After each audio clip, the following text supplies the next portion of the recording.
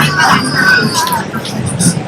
evening and welcome to the Osceola County School Board's regularly scheduled school board meeting for Tuesday, May 28, 2024. Tonight we have a lot going on, so strap in, get ready, we're so excited. Our invocation will be led by Mrs. Abigail Winslow from Calvary Assembly in Kissimmee. The Pledge of Allegiance will be said by Danielle Marfara, our College and Career Coordinator. The national anthem will be done by students from the color course at Celebration High School. Our mission statement will be read by Felisa Lewis, our business partner specialist. And our interpretation services by Naira Elvira from the Multicultural Curriculum Department. You will please stand with me now.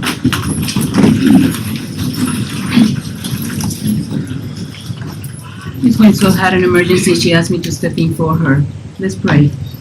Dear Father, in the name of Jesus, I pray for all those who are in authority in our national and county educational system. I pray that the decisions they make tonight will be by your guidance. Thank you that you are a forgiving and merciful God. I thank you in advance that Osceola County and its leaders will be known across the nation for standing up for righteousness and godly principles. Our students will be saved and excel in their education and lives. May there be such a revival in our county and nation that those in power must acquiesce in that which is right in your sight. May our goal be not only to understand the students, but to bring them to understanding both on a moral and intellectual level. Cause our counties and nation's educational system to be preeminent in the world once again, Lord. And may discipline and respect be restored to our school district. And as our great president, Ronald Reagan, said, the time has come to turn to God and reassert our trust in Him for the healing of America. Our country is in need of and ready for a spiritual renewal. Thank you, Lord, for those students that have graduated, that moved up. I pray your protection over them through the summer, Lord. Keep them safe, keep them whole, keep them happy and hoping. In the name of Jesus, I pray. Amen. Amen. Amen.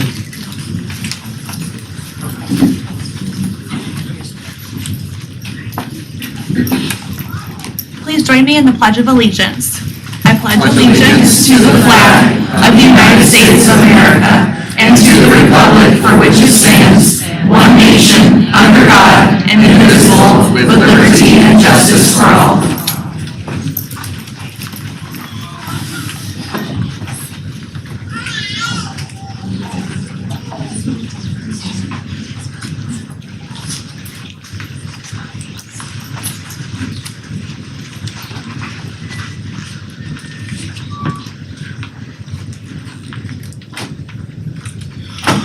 Oh, say, can you see by the dawn's early light what so proudly hailed at the twilight's last gleaming,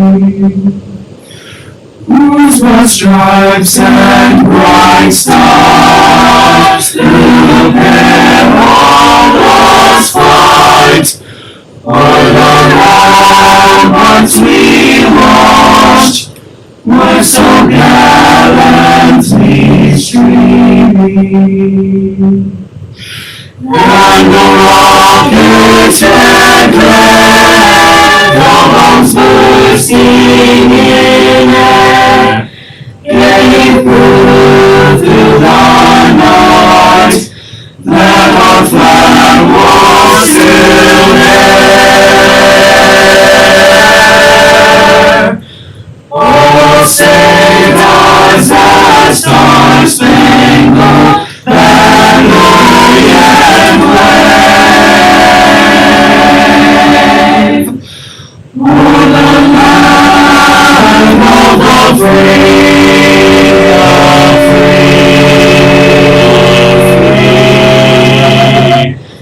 and the home of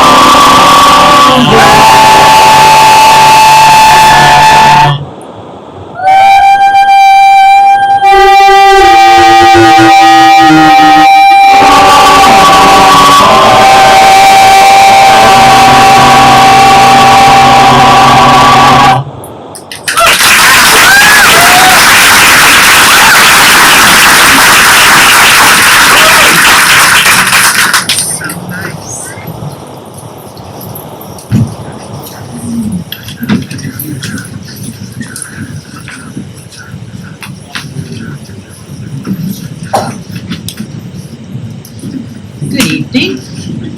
The mission of the Osceola School District is inspiring all learners to reach their highest potential as responsible, productive citizens.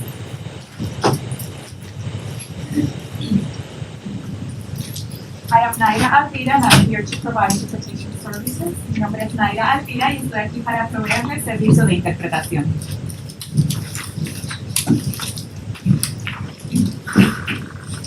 We are now on to positive comments. I'll start with you, Dr. Shannon. Thank you, Madam Chair. I don't want to steal anybody else's thunder relative to graduations, We all so, have something to say. but it was interesting. I was having lunch with a friend yesterday, and the friend brought another friend with them to meet us. I had never met this person before, and as it turns out, it was somebody that was retired from our school system, 30 years in food service, and they still regularly substitute because they miss it. And it's just kind of strange that, you know, I talked about the job shadow, and they told me, oh yeah, I was subbing at Harmony that day, and I was like, oh my gosh, you know, I should remember that. But the thing that brings her back every single day, her name is Ann. The thing that brings her back every single day is the preparation leads up to the payoff, which is the interaction with the students at mealtime. And I think that a lot of times we forget that our support employees really are the first faces that our kids see in the morning, and they're that very familiar face at the end of the day. And I was actually reminded of that again today when I attended R.B. Creech's retirement. R.B. Creech has been our Director of Transportation for the last 6 years. He served 30 years in student transportation in districts in Florida, Polk, Orange, Brevard, and Broward for a bit, and then here in Osceola. We don't really talk about these types of support services unless there's a problem, right? They don't get the due that they deserve. But there are people that are working in these roles tirelessly every single day to support our kids. And so to Ann and to Arby, I just want to thank them and every other support personnel that supports our school districts and our kids every single day. Thank you.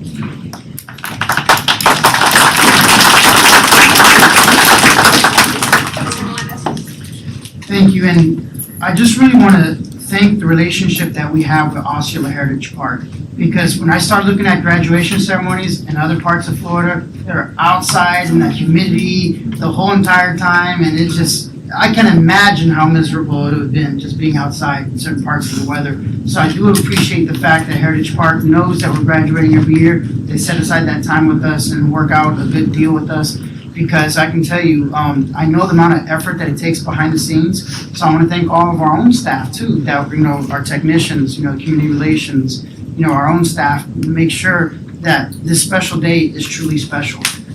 Everything was working, the way it's supposed to. I mean, when you do that many graduations with that many students hustling in and out, even it takes coordination of traffic control coming from the north to the south. There's a lot of little planning details that go into it. And Dr. Evans, I gotta give you a shout out as well too. So, because she's even teaching me too. She's like, okay, the graduation comes in, there's somebody from the north. Well, the next one depends on what geography is, they're to the west. So we want them to come in this way. And just the amount of coordination and just the seamless, because again, you can plan things, but when you actually execute, when you see it go to near perfection, I just want to thank all the support staff that made it happen. In addition, through the graduation ceremonies, everyone's quick to say thank you to the students. I was going there also saying thank you to all the staff that made sure the students graduated. Because at the end of the day, students don't graduate themselves. They can try to teach themselves sometimes. Some of them think they're smarter than the teacher. But the reality is, it took a teacher, it took a counselor, it took somebody to believe in them, or sometimes to get them to push them over that finish line. Because maybe some of them were kind of like, borderline. And so I really want to thank the staff that take the time to invest in these children, these students, because at the end of the day, it's going to produce those results later as a better community, more productive citizens. And the last thing is, because I don't want to say too many things about graduation, because I know each one was going to say something, I want to honor the fact that I must have counted at least 3 students that got accepted to the United States Military Academy. And I'm not just talking about joining the military. You guys know it takes an act of Congress, literally, to get accepted. It's harder probably to get into military academy than it is to get into Harvard, because a U.S. senator, a U.S. congressman, or the vice president of the United States has to nominate you to get into the school. So the fact that these students, we had not just one, and remember, it's only one school for the entire United States, so there's only so many reserved slots for the state of Florida. And the fact that 3 of those slots went to students in Osceola County shows you how prepared they were and how awesome the staff is doing when children want to reach their highest potential. And I want to thank the fact that not only do you have to have great grades, but they're also willing to make the sacrifice to make our community safer as well. So I really want to honor those 3 students that got accepted to the military academy. Thank you. Mr. Aguayo? First of all, I want to thank those young singers of our national anthem. What a great job they did. Which brings me, and not just them, but the singers who come here every 2 weeks and sing our national anthem. It's just, they're absolutely beautiful renditions of the most important song to our country. And so thank you, gentlemen, for that. I truly appreciate it. Which brings me to the next. I want to thank the families for whom Memorial Day was made, those who have sacrificed their lives in service to our nation. And to those students in their graduation, they didn't just graduate, but they are enlisting in the service, including the 3 who are going to the United States Military Academy, or the Army. I think, I wasn't counting for sure, but I think most of our students who are enlisting went to the Army, so thank God for that. And I want to thank all the parents, all the community members, all the people who have come here and prayed prior to our meetings. You wouldn't think that that's something that we have to fight for, but we have here had to fight to remain a district that prayed prior to meetings, so thank God for that. Graduation, there are so many things to go around, Osceola Heritage Park and so on. I think that there's a lot of people who are going to talk about that, but I also wanted to take the moment to thank Tanya Culver. Tanya was in the middle of her, a grandchild coming into the world, but she was still working every day, incessantly making sure that things were done and coordinating everything. Tanya, you are the greatest. I absolutely have nothing but love for you. You are a true soldier. You have been an aid to me. Yeah, I'm gonna miss you more than anybody at this district. Arby Creech. Arby wasn't just our transportation director. He was a Air Force B-52 pilot for like 50 years or something. I think that the very first B-52 rolled off and he flew it off. So, and then he did 30 years for the school district. Talk about a man who serves his nation. That man has served this nation and this community, and so thank you, Arby. I didn't get a piece of that retirement cake or anything, but thank you nonetheless. I want to thank you to the community for the honor of serving you. I have the opportunity to graduate a bunch of my family's kids from school here, and to be able to tell them I love you, good luck on their graduation day has been an honor that I will be forever grateful to this community. It truly is an absolute honor to serve you, and it's why I'm so relentless in my efforts for you, because I am truly grateful and I will be indebted to you for the rest of my life. To my nephew, I love you, congratulations. And to everyone else who has played a part in this, you really, the culmination of all the hard work of everyone who works here is graduation day.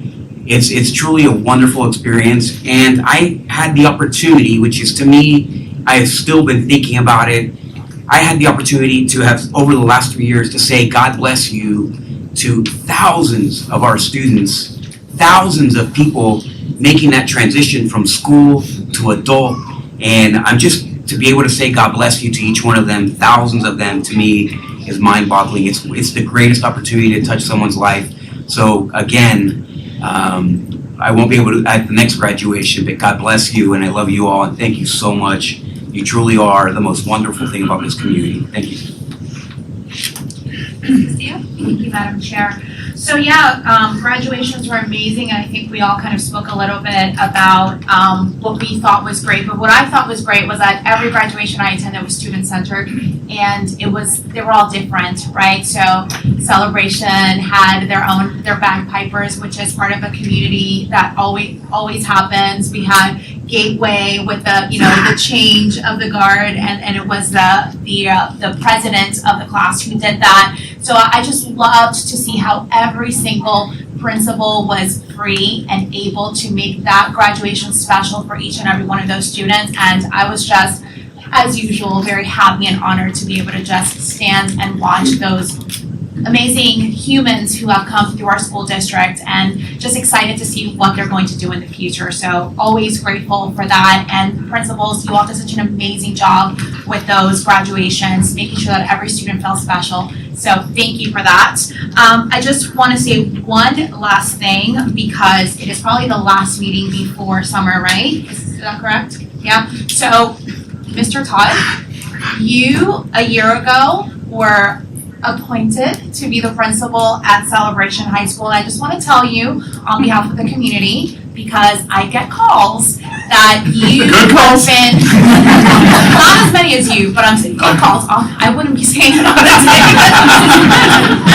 I have never received so many calls about a principal, and I'm actually getting a little emotional because this means a lot to me. How well you have treated students, members of the community, and staff.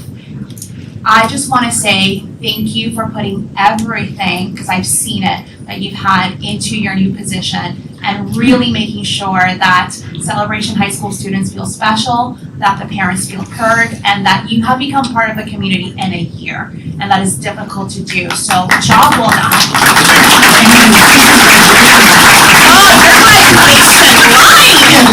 Listen! Amazing. So just wanted to say thank you for that, and congratulations. Cannot wait to see how much more you grow next year. And Dr. Shainoff, a year ago about this time, you became our superintendent, and it's just great to see how much not only you have grown, but also the district has grown because of your leadership. The way that you allow leaders to lead is wonderful to watch. I have not only seen you grow, but the reason Mr. Todd is doing well in his job is because you allowed him to do that.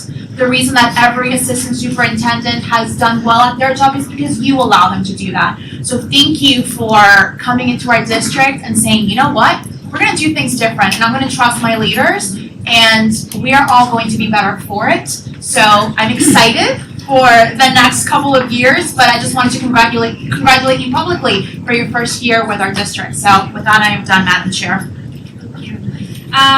Obviously, there's so much that could be said about graduations. I want to extend some thanks to Dr. Evans as well, to Natasha Brown and her team, our Community Relations Department, who helped get those live streamed to our community. If you have time, sometime this week, pick a graduation on our YouTube channel and just watch even just the beginning of it, and some of the kids getting their graduation, their diplomas, and maybe the end when they turn their tassels, because it really truly is inspiring to see the joy on the students' faces. They get to see themselves on Jumbotron during it, so you see a lot of kids doing certain things to get up on the big screen during graduation. So I thank our entire team for helping put that together. And tomorrow is the last day of school, so this is the last meeting before the school year ends. And I know there's lots of excited students that will be showing up tomorrow to say goodbye to their teachers. Lots of excited teachers showing up tomorrow to say goodbye to their students. I hope everyone has made some memories this year that they carry into the summer, and start the next school year off thinking about all of the great things that they had happen this year. With that, we are now on to our fine arts moment, which is students from the Capella Chorus again at Celebration High.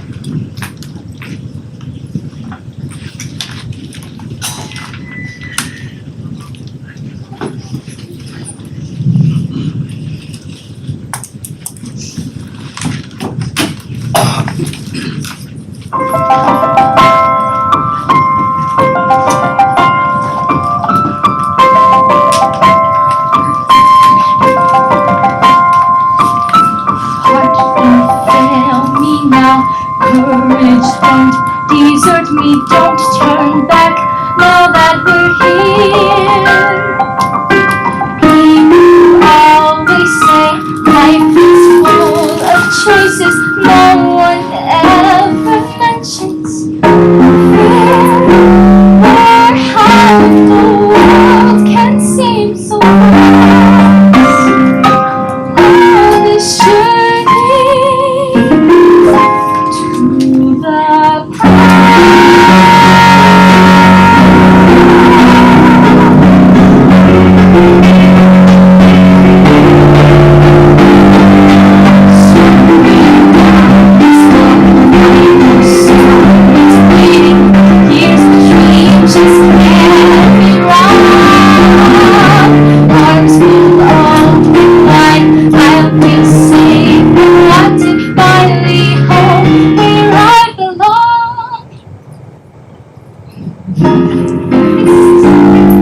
It's starting now, I'm moving fast.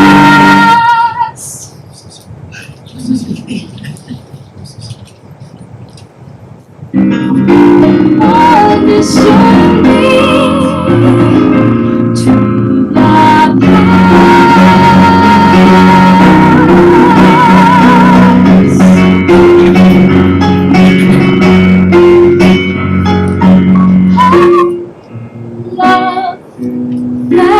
family.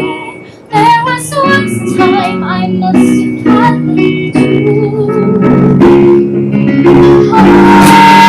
Love, family. I will not be complete until I find you.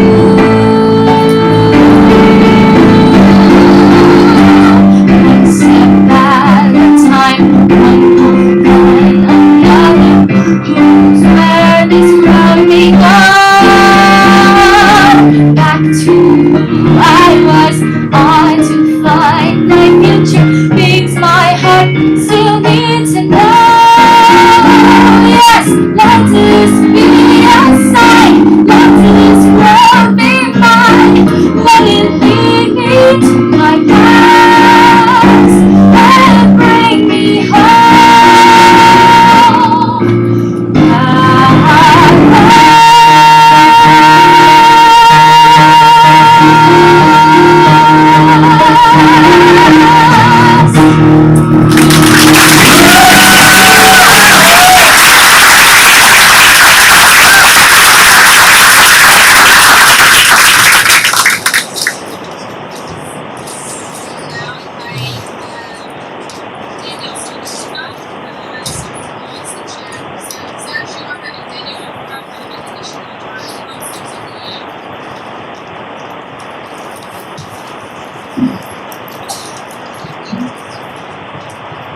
Council of the Year and College and Career Council of the Year nominees are those who best represent the school counseling and the college and career profession.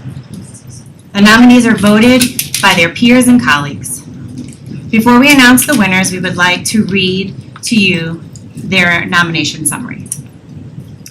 When someone is nominating a counselor, there are a few questions that we ask them to answer regarding their nominee. I'm going to read how those questions were answered in regards to this year's Elementary Counselor of the Year. Provide specific examples of how the school counselor implements a comprehensive school counseling program. Ms. Haynes uses feedback from Panorama as well as discipline and attendance data to identify students in need of support with emotion regulation and belonging. Identified students participate in small groups, then utilize various research-based resources such as Quaver, social stories, and book talks. Provide examples of how the school counselor engages parents, staff, and community within their scope of work. Ms. Haynes leads the planning and programming for our annual Mindfulness Family Night. This event engages students and their families in laughter, yoga, guided imagery, dance, drumming, creative calming jars, and breathing exercises. This event invites community businesses to participate to include Blue Lotus Yoga, Psychedelic Italian Ice, and Second Harvest. Ms. Haynes is also the Wellness Chair and has brought the Blend Your Bike to school and collaborates with the district wellness coordinator to provide health incentives to school staff. Are there any examples of when the counselor has gone above and beyond? Ms. Haynes is always the first to step up if help is needed, any role or task, and any place in the building.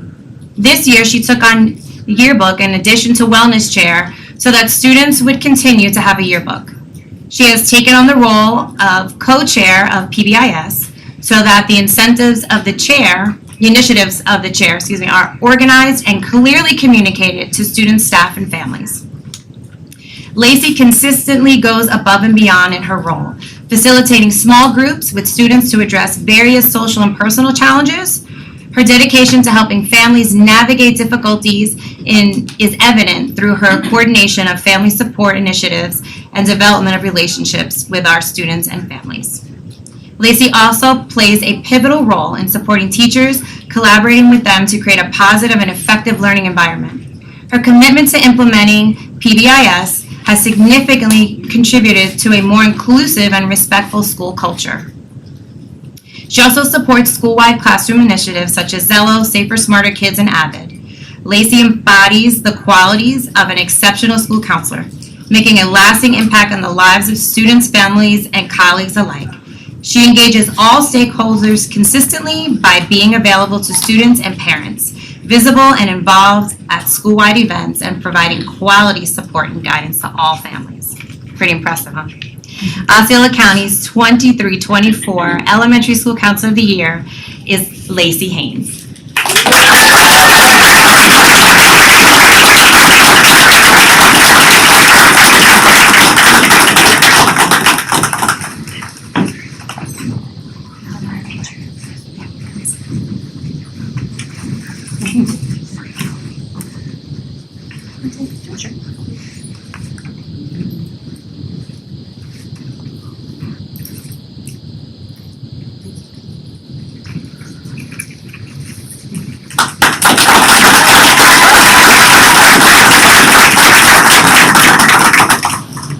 Ms. Ree Karaki is an all-around school counselor.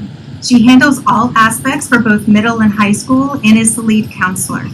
She has excellent communication skills with students, parents, teachers, and administration. Ms. Karaki is always finding new ways of engaging her students in clubs and small groups. She ensures the elementary and middle school counselors are aware of the programs the Osceola County School for the Arts has to offer for choice recruitment. She helped organize a counselor breakfast this year to highlight the different programs, including student performances. Ms. Karaki works with an array of students from all different backgrounds, and she's proficient in working with students in all life skill area needs. Ms. Karaki is a dedicated and multifaceted school counselor who goes above and beyond in all she does for her students. Additionally, she's there to help support other counselors and co-workers whenever needed. Congratulations, our 23-24 Middle School Counselor of the Year, Rikako Karaki from Osceola County School for the Arts.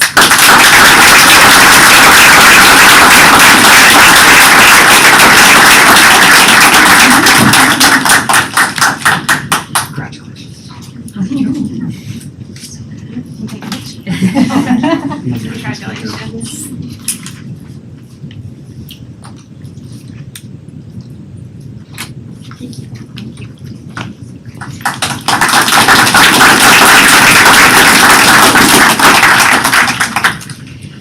Ms. Koto is the lead counselor in a department of 6 counselors, a college and career counselor, and a social worker. She ensures the senior class is monitored regularly by maintaining a shared spreadsheet where the administration can help with implementing interventions. She will initiate schedule changes based on what the student needs, such as Edgenuity Lab. As the lead counselor, the expectation is to have a personalized conversation with students to find the root cause of academic decline, with the overall goal to graduate the student and carry out his or her post-secondary plan. Ms. Koto organizes the senior class parent night. This event involved collaborating with counselors, teachers, and the community to provide resources for students lacking graduation requirements. Throughout the evening, parents and counselors met in designated chat rooms. The turnout was over 200 students who received the help they needed. Ms. Cotto is the sponsor of Tohopokalaiga's dance team. The team lends opportunities for her to intervene with students in academic or personal areas. Ms. Cotto is a role model to these young ladies. She is also an amazing trainer for the counseling team and assists with master scheduling. Additionally, she maintains the school website and volunteered to build the administrator's weekly school newsletter. Our 23-24 High School Counselor of the Year is Myra Cotto from Tohopokalaiga High School.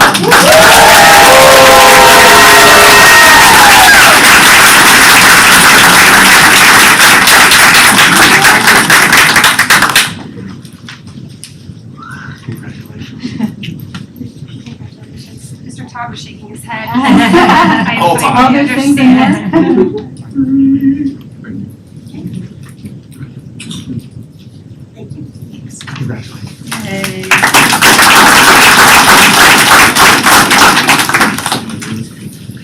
Good evening, everyone. It is my great honor tonight to announce and introduce our College and Career Counselor of the Year, Ms. Pauletta De Silva from Tohopokalaiga High School. I've had the privilege of working with Ms. De Silva since October of 2021. She's a natural leader, and tenacious is the word that immediately comes to mind when I think of her. She actively advocates for students. She's a team leader I know I can rely on as we think intentionally about what our district college and career framework continues to look like as our economy and our environment changes. She works around the clock to ensure her students and community have access to the highest caliber of experiences and lessons. She sets high expectations for her students, but also provides a framework of support necessary to help each and every single one of her students reach their goals. If you didn't know, Ms. De Silva is responsible for a college and career program for one of our largest high schools in the district. Despite that unique challenge, her data is regularly district leading, and her systems are ones that college and career counselors across the district embody as they build out their own programs and think intentionally of ways of how to reach every single student. But please don't take it from me. Ms. De Silva's peers also champion her work and value her as a leader of our team. Tohopokalaiga's our high school's leadership is also well aware of the blessing and privilege it is to have a champion like her on their team. Dr. Rolando states that Ms. Pauletta De Silva is the most comprehensive career counselor he's worked with in his 12 years of high school experiences. She organizes multiple events and functions to ensure our students get every opportunity to succeed in high school and beyond, regardless of the path they choose. Her College and Career Center is welcoming, and she always strives to bring the best, most up-to-date information to our students. Ms. De Silva is about opportunities for all students. She regularly reflects on how she never had the kind of guidance in her youth that we provide, and now she works diligently for our families to make sure they have the information that we didn't when we were growing up. Her events are inclusive of all families and all pathways, and she's not bound by contract time, but by her goal attainment. I witness regularly how she takes work home to be completed overnight, staying late, and never compromising her work ethic and delivering top-notch professional products. I had about a page and a half more of information, but I'll let her read that later. Ms. De Silva is a passionate college and career counselor, and Tohopokalaiga is fortunate to have her on their team. Please offer a round of applause for my colleague and highly regarded teammate, Ms. Pauletta De Silva.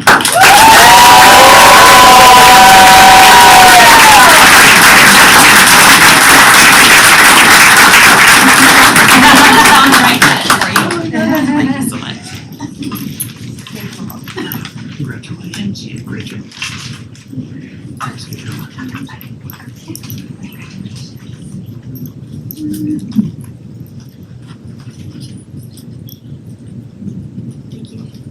Can I have 1 second with my students to the picture? These are my kids, my kiddos. And this photo, I'm sorry. This means nothing without the kids, so I need a picture with them.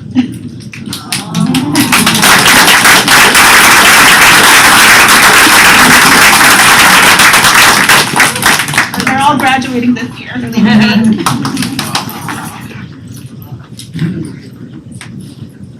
Thank you, guys.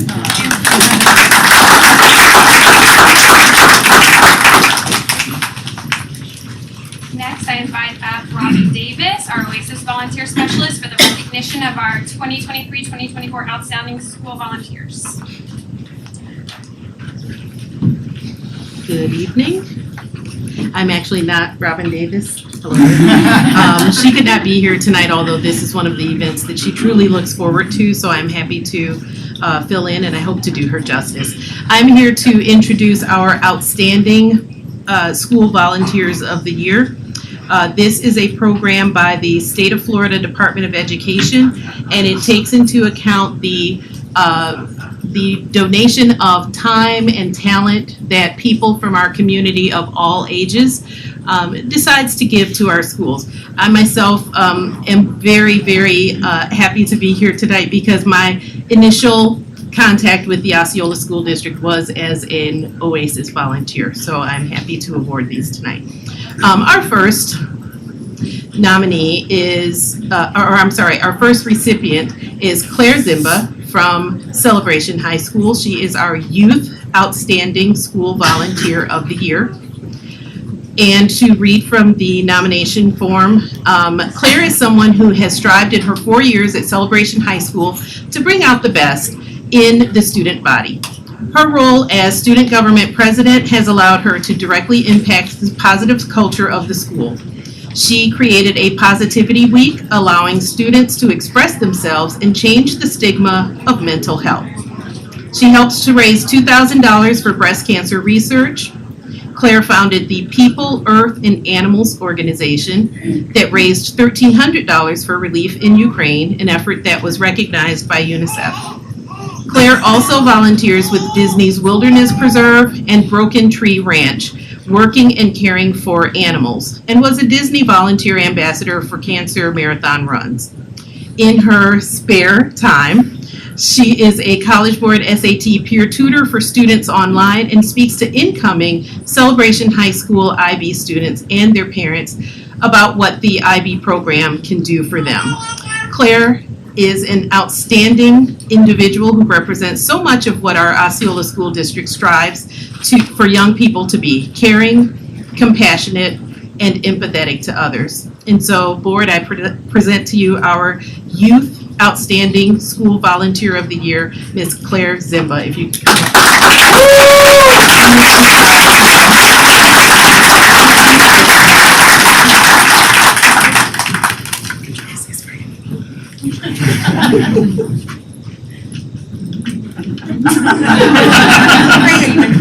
I'm 12th grade senior. No. I'm leaving. This year? Yeah, I graduated. She graduated. Oh, she's leaving us. 1, 2.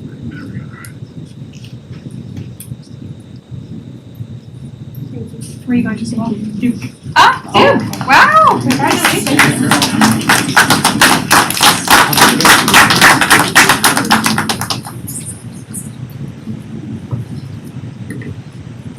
Our next recipient is Miss Sandra Vega. She volunteers at Parton Settlement Elementary. She is our Adult Outstanding School Volunteer of the Year. Sandra has volunteered approximately 250 hours in the last 3 months alone, and in that short time, she has already made an impact on student achievement.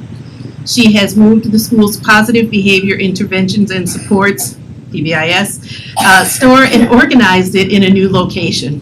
Her help with the PBIS store helps the school promote attendance, positive student behavior, and an overall positive climate within the school. She also organized the school's Families in Transition food pantry. She picks up bakery donations and brings them straight to campus, where she packs and distributes them every Friday for students who are most in need. These are just a couple of the larger projects she has undertaken so far. School staff attest that she is willing to help with anything they ask her to do. Sandra Vega has truly become part of the Parton Settlement family. And so I present to you Miss Sandra Vega.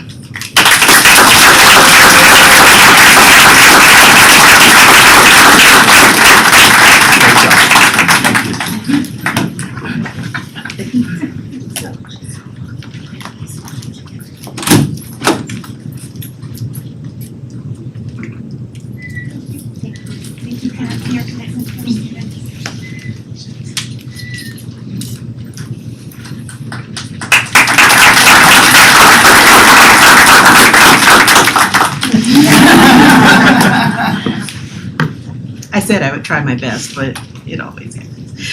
And finally, I'd like to present Miss Debbie Newell from Zenith Accelerated Learning Academy. She is our Senior Outstanding School Volunteer of the Year.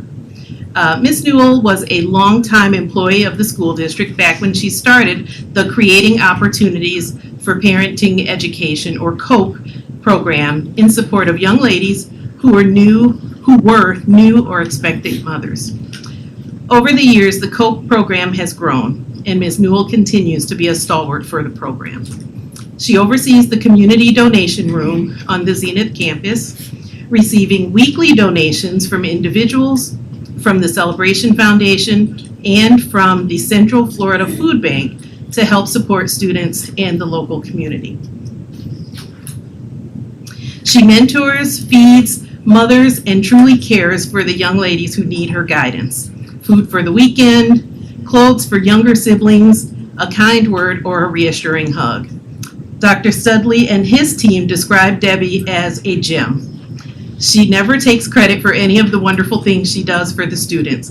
She will say it's the work of all of her volunteers, but the truth is there would not be a COPE program, donation room, or other services if not for the tireless work of Mrs. Debbie Newell. Debbie, please.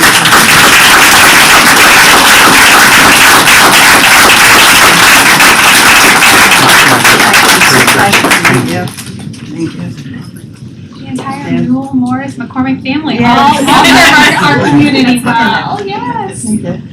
Thank you so much.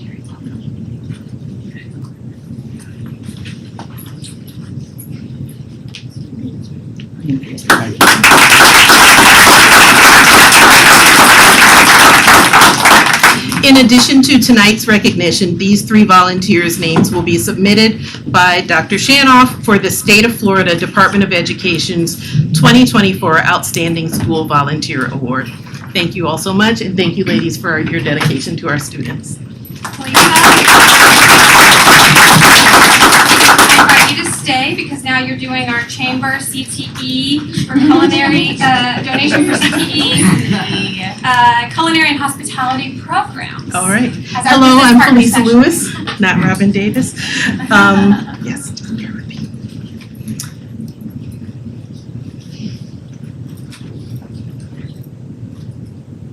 Tonight I have the privilege of sharing with you a presentation by one of our district partners. We have some tremendous relationships in the Osceola community, and one of them, one of our more diligent partners is the Osceola Chamber of Commerce.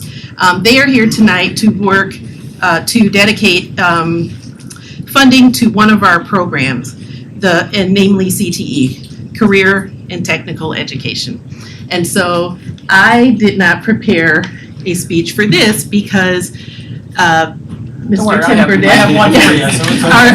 our dynamic duo, Mr. Tim Burdett and Mr. Jim Nichols, Mr. John Newstreet, Miss Christina Pilkington, and I believe that's it. Okay, they're all here. Thank you so much. All right, thank you, Board. I'd have Mr. Nichols from Holiday Inn Express come up and Mr. Newstreet from the Osceola Chamber come up as well and join me at the podium. As they're coming up, I want to tell you what a great partnership we have with both of these fellows and their organization. The Osceola Chamber supports everything Career and Technical Ed does, and we know that Career and Technical Ed is where it's at in Osceola County. When you think of the chamber, you don't just think of businesses, but they are involved with construction, cybersecurity, healthcare. All the businesses is a part of the chamber. So when we go and we need partners, we go to the chamber because they're a huge partner and they help us reach out to other people. So we really appreciate their partnership. So Mr. Newstreet, you want to speak, and then we jump. Go ahead. Want me to go first? Hey, great. Well, hi. Thanks for the introduction. You're welcome. You're welcome. So, for those of you who don't know me, I'm Jim Nichols, the 2023 chairman of the Osceola Chamber Hospitality Tourism Council. It's a mouthful, but it's a good deal. And I'm happy to be here tonight. In 2023, Osceola County achieved remarkable milestones, hitting record-breaking $81.3 million in tourism development taxes. This outstanding achievement underscores the thriving tourism industry in our county and highlights the importance of skilled employees in sustaining our growth. As a former CTE instructor myself, I understand firsthand the invaluable role technical programs play in preparing students for successful careers, whether they choose to pursue higher education or directly into the workforce. Hospitality or high school programs focusing on culinary and lodging operations offered by our school district are crucial in equipping students with the skills and knowledge needed to excel in their fields. I'm delighted to be here tonight on behalf of the Hospitality Tourism Council to donate $3,000 to support these initial programs. We trust this contribution will be distributed among the programs efficiently, ensuring to put good use in fostering an ongoing success of our county. So, with that said, I think we have a check behind me. John, did you want to say anything? You're the boss. Go for it. Just to echo what Jim said, the Chamber is just proud to support the programs and the people that support our workforce and our families. So thank you, and we look forward to doing more together. We're also going to bring up Ms. Serrano and Stephanie Plaza, one of our teachers, and the teachers from Toho High School and the students as well. This check that they're going to give us is going to help us with our culinary competition. If you haven't had a chance to come out there, you watched on TV, Ramsey and all those people tell everybody how great it is. They can't touch the people in Osceola County. These kids make amazing meals, and they're awesome. And please come out and see it. It's a wonderful event, and thank you for donating to that so we can continue it next year. Pleasure.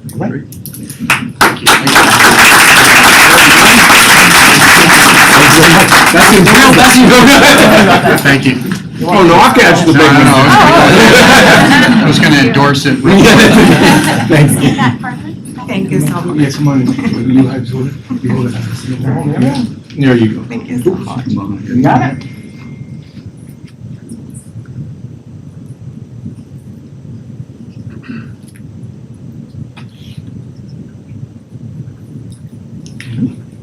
One more.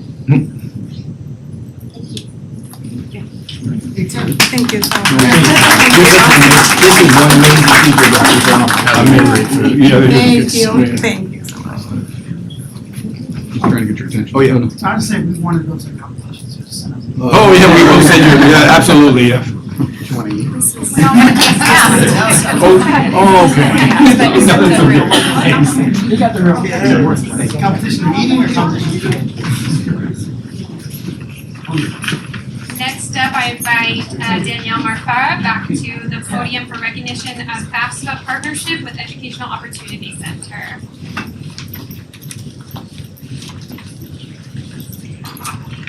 When a student decides that their next step is going to be anything related to enrollment, whether it's technical school, trade school, a 2-year college, a 4-year college, one of the most important steps beyond applying is completing the FAFSA.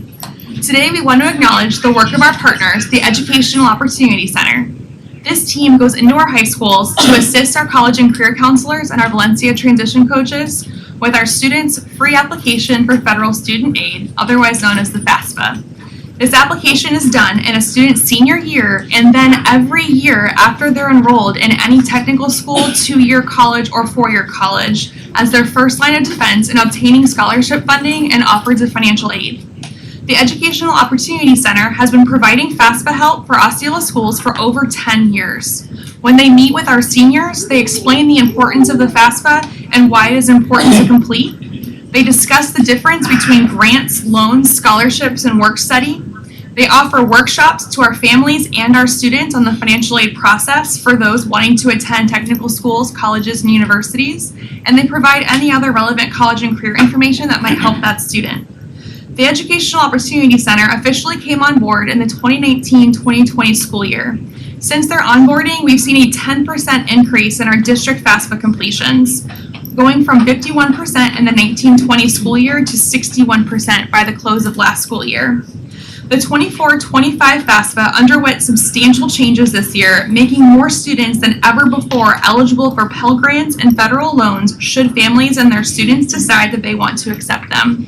However, the FAFSA opened 2 months late and spent another month under construction as they fixed the many errors we saw in the FAFSA this year. A process that used to take 1 to 2 meetings on average with our team now takes anywhere from 3 to 5 or more. And yet our team persists, follows up with our students, and meets with them not only during school time, but at times that work best for our families, after work, late at night, early in the morning, whatever they need. Despite the numerous interruptions to FAFSA being available this year, our partnership has helped us maintain a submission rate well above national and state submission rates. When accounting for our public, comprehensive, magnet, and alternative schools, 44% of our graduating class has submitted a FAFSA, where the national submission rate is only 41% and our state submission rate is below 30%. These professionals meet with our students and their families during the day and after hours. They also meet with these students every year they're enrolled in school, so it's not like they graduate from our schools and it's, hey, see you later, you're on your own. They'll actually circle back to our students every single year they're enrolled to make sure their FAFSA is done and done correctly. We'd like to call each team member of the Educational Opportunity Center and present you with a small token of our sincerest appreciation for the work you do with us. Ms. Holly Hendricks, the program coordinator who has served for 33 years. Come on up when I call your name. Dr. Terrence Brown, our marketing and outreach coordinator who's been with us been with the program for 31 years. Mr. Mark Brown, educational specialist with over 23 years of experience. Mr. James Hendricks, 16 years of service. And last but certainly not least, Mr. Brandon Wilson, who's been with the program for over 9 years.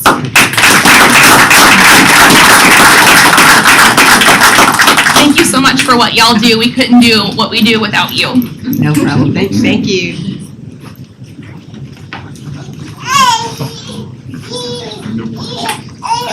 Going that way? Podium out? We don't practice photos beforehand. This way? Oh. It's this way? A little bit more. Here we go. Gotta hold them.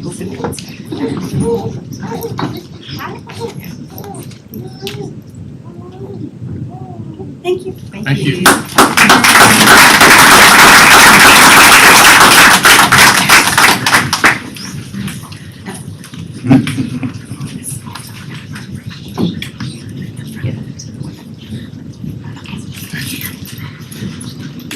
Last but not least, we have some student recognition tonight with Ryan Adams, our coordinator of athletics, for our 2024 Spring OVC Team Champions.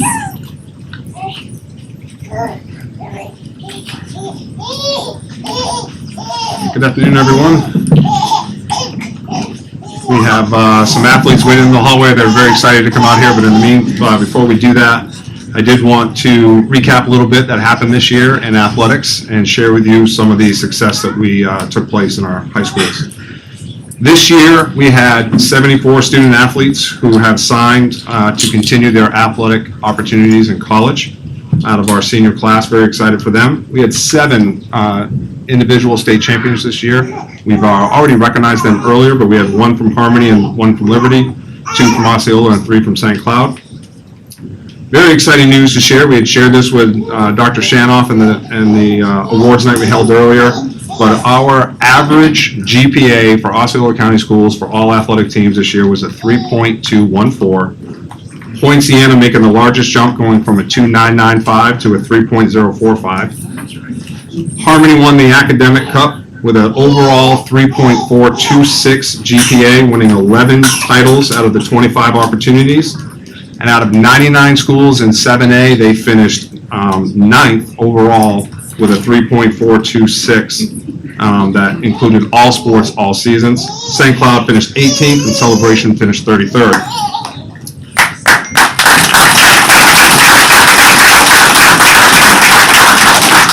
We also had our OVC Champions crown this year. Harmony claimed their 4th in a row All Sports Cup championship with 155 points, knocking off St. Cloud, who finished 2nd with 151.5. Harmony finished with 18 titles, and St. Cloud and Celebration each shared 6. So at this time, I do want to recognize the teams that we have here. Dr. Shannon, if you come down, Madam Chairman, if you don't mind coming down for us. We're going to bring in our unified basketball team from St. Cloud. They won another championship, Florida championship. So we're going to bring in the cheerleaders and basketball team from St. Cloud High School.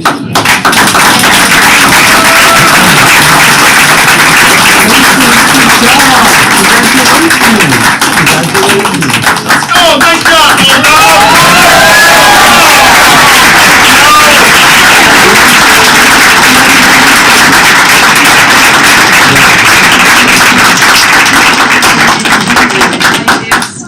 They've been waiting very patiently out there. So this year, head coach John Stump and his team was able to take their teams, along with the cheerleading teams this year, competed at the Florida Special Olympics Summer Games at Disney Wild World of Sports. There were 2,300 participants competed in track, basketball, soccer, bocce, cycling, and cheerleading. And both St. Cloud teams were Florida champions in both basketball and cheerleading.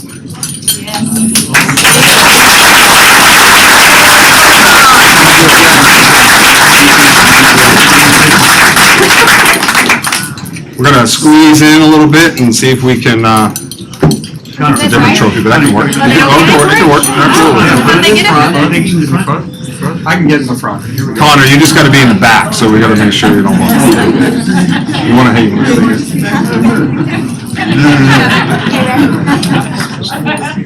Thank you. Did we get you to get one? Oh, yeah. We got a bunch of parents back there that are taking. Parents, you can come up and take Come on up and pictures. take your pictures, absolutely.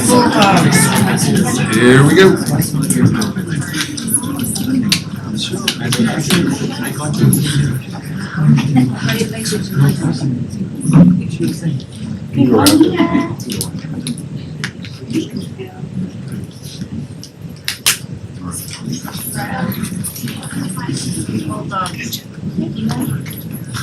One more time, let's go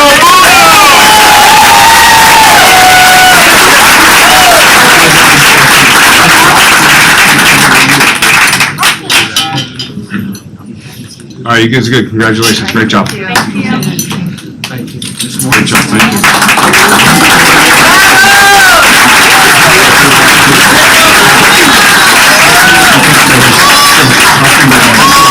All right, we also have from St. Cloud High School girls track and field, their head coach Kevin Harkema.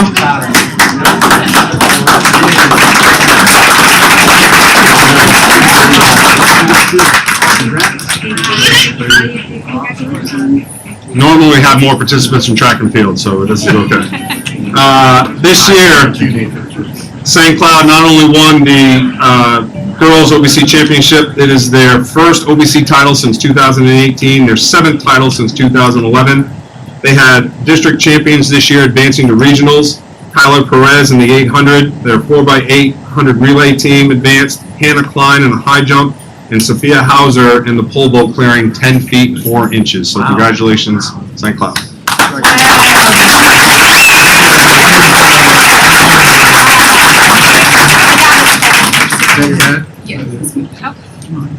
Just so you know, we're hiring in Osceola County. I'd be audacity. That's right. Congratulations. Go Bulldogs. Thank you.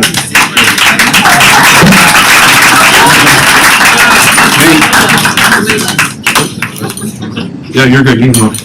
We also, the boys volleyball team's not here right now, but they, we're going to let Connor have his time. But we have boys volleyball from St. Cloud was the 24 OBC champions. They were 20-7 in the season. Knocked off Dr. Phillips. We always love knocking off those Orange County teams. Their OBC Player of the Year, Will Supin, is going to be attending Ohio State in the fall. But Connor's not here for volleyball; he's here for the other one. So we wanted to recognize him. He's tall, though. He is tall. He can be an outside hitter, absolutely. All right, so Connor, he's here with the boys weightlifting team. They were the OBC champions this year. They had a record of 25-2, district and regional champions as well, and they finished 4th in the state. Connor is here representing them. He finished 4th in the state while also setting numerous records, school and county records, in case you couldn't tell. John Morales was the state runner-up. Mikey Ziss, who we recognized earlier this year for being winning both state championships, set 6 new state records. Now has 4 titles. He just competed down in Peru the other day. I had posted some things about that. Very exciting. He lives for Team USA. And then, of course, Coach On's not here. They have their awards night tonight. He was named Coach of the Year. So, Connor, congratulations.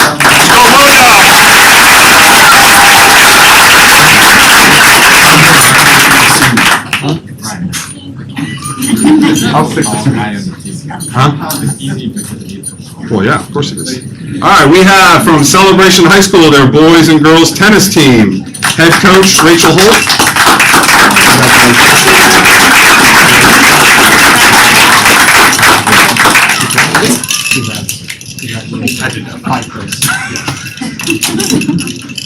This year was our first year where we were able to run an actual tournament for the teams. We went on a Saturday and spent all day competing. In tennis, we have 5 individual lines and we have 2 doubles. And this team right here about swept everything. The girls' season finished this year 13-3. They were not only the OBC champions, but they won 6 of the 7 lines. And the boys were OBC champions, winning 5 of those 7 lines. The girls this year were led by senior Valeria Lopez. She went 14-1 in singles and 12-1 in doubles. The boys team was led by junior Juan Jimenez, 8-5 singles and 5-5 doubles. The girls won the district championship, advanced to regionals, where they lost to the undefeated Steinbrenner, who also went on to win the state championship. And Coach Holt was named OBC Coach of the Year for the girls. Congratulations, celebrate.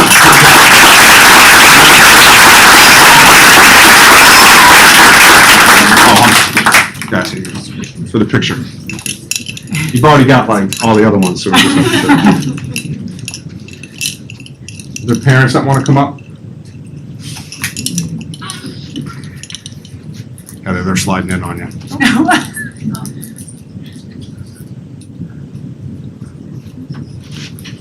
Congratulations, great job. Thank you.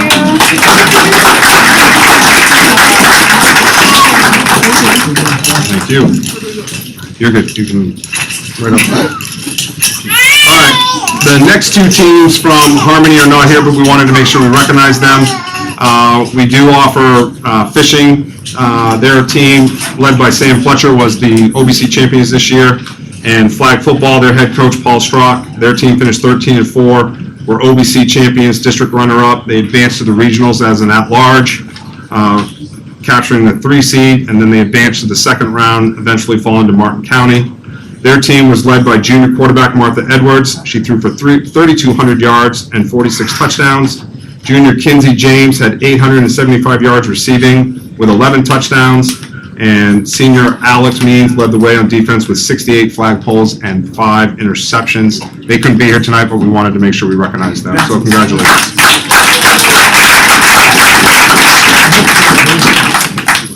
Boys track. Here you go. You can hold that. So. All right, boys track team. Their head coach, Deborah Richardson. They were the 2024 OBC champions. They were their 4th OBC championship in a row. The team finished 3rd at regionals. David Phoebus qualified for regionals in the 110 and 400. Noah Tribe was the district champion in the long jump. Mason Schaefer was the district champion in the pole vault. And Emmanuel Ramos was the regional champion in the javelin, throwing 149 feet 10 inches. So congratulations.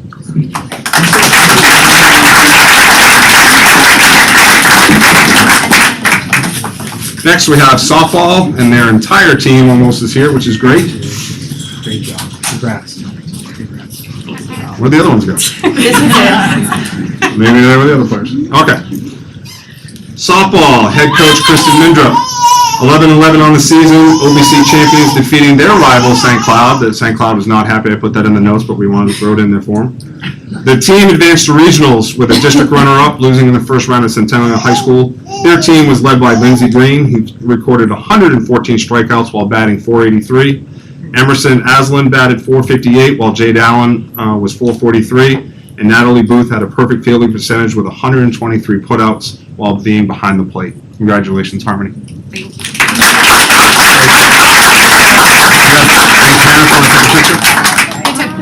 We're by ourselves. You're good? Okay, just checking. Harmony Baseball, head coach Heath Williams. Congratulations.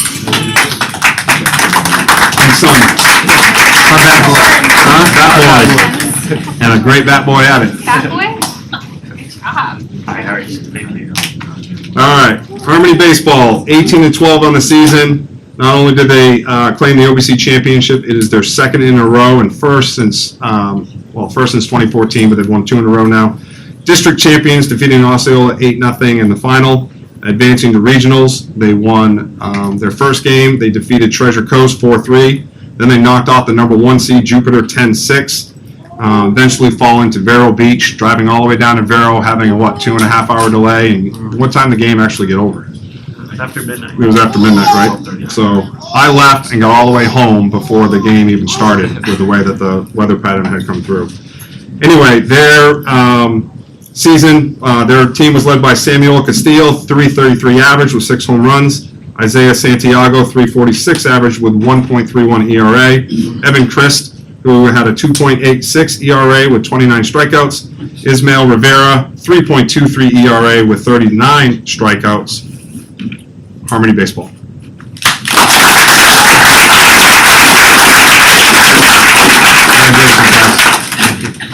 Great job. Great job. Let's see if I time all right, we have a very special recognition tonight. This does not happen very often in Osceola County, so we want to make sure when it does happen, we celebrate it. And the reason we have Harmony Boys Weightlifting is not because they were OBC champions. They were runner-up, and I know that bugs you guys no end. But we brought them in tonight because there are 101 teams in 3A boys weightlifting. This team was, out of 36 of those 101 teams, they posted a 3.0 or greater. Harmony Boys Weightlifting was the #1 team in 3A, being named the 2024 Everstate 3A State Academic Champions with a 3.465. Congratulations.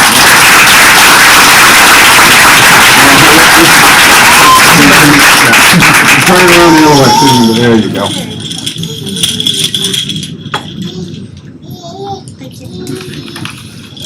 Thank you guys. Good job. Congrats. Thank you. Thank you. Good job. Thank you.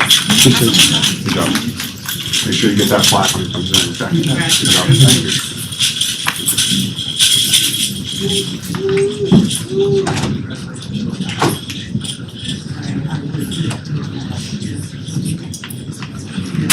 With that, our presentations have concluded, and it is on to you, Dr. Shanoff, for the most exciting part of tonight. In addition to that, the appointments and transfers. Yes, so we have quite a few appointments tonight.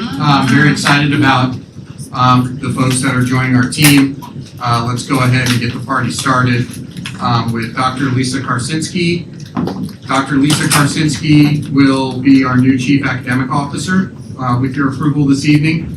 She has held the following positions: Social Studies Instructional Coach, MTSS, for Orange County's Curriculum and Instruction Department, Assistant Principal at West Orange High School, Assistant Principal at Colonial High, Assistant Principal at Oak Ridge High, Senior Administrator for High Schools in Orange County, Principal of Ocoee High. She received her bachelor's degree in political science from Stetson University, master's degree in educational leadership from UCF, and a doctorate degree in educational leadership from the University of Central. Second.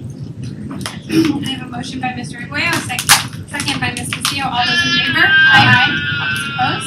Motion passes. Congratulations. Thank you.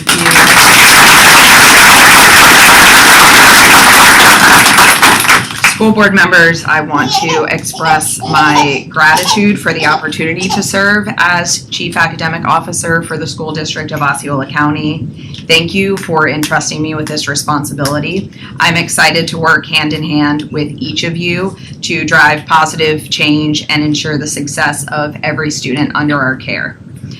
I want to also extend my appreciation to Dr. Shanoff for your trust in me and your unwavering support and dedication to our shared mission of educational excellence. I'm eager to collaborate, innovate, and make a meaningful difference in the lives of the students in Osceola County. Thank you once again for this opportunity. I'm honored to serve, and I look forward to the journey ahead.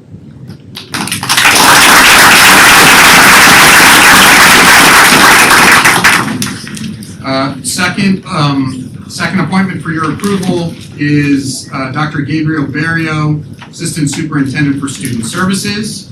Dr. Gabriel Barrio has held the following positions: teacher at Rochelle Township High School, teacher at Albany Park Multicultural Academy, International Baccalaureate teacher at Cypress Creek High, program advisor for Valencia College, teacher at Timber Creek High School, assistant principal at Winter Park High School, principal at Westridge Middle, principal of Timber Creek High School, Executive Area Director for Orange County Public Schools, and Assistant Superintendent for Secondary Schools for Volusia County.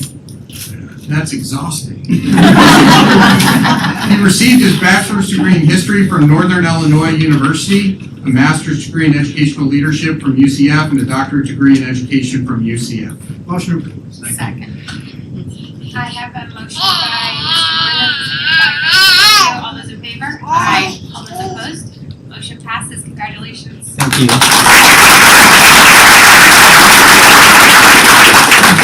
And that was all in 2 years.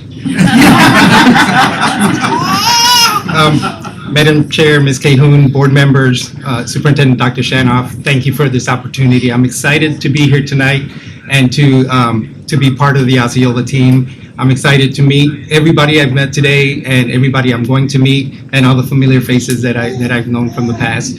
Thank you for this opportunity, and I'm ready to work, so thank you.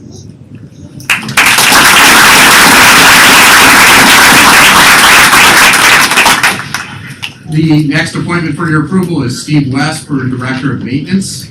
Steve West has held the following positions: HR Supervisor and Transportation Logistics Coordinator for the U.S. Army, Airborne Operations Logistics Manager for the U.S. Army, Senior Operations Manager for Waste Management, co-founder of United Wings of Liberty, MSG Arthur Enriquez Foundation, General Manager of Operations for Copal Technologies, and Director of Operations for Carson City School District. He received his bachelor's degree in Business Administration and Management and a master's degree from Trident University International. I have a motion to approve by Mr. Aguirre, second by Mr. Melendez. All those in favor? Aye. All those opposed? Motion passes. Congratulations and welcome.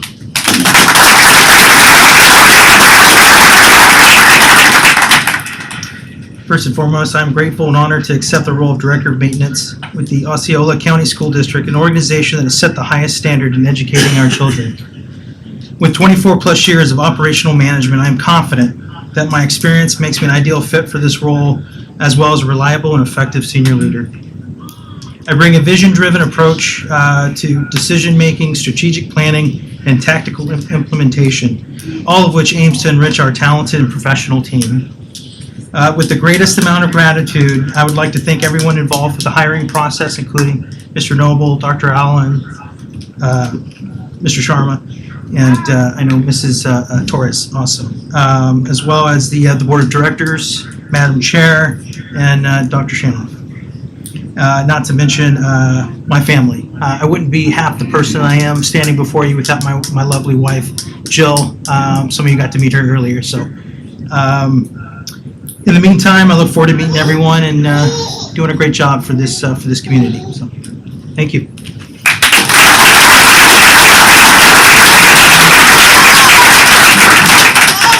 Next appointment is Richard Monsalve for Coordinator of Talent Management.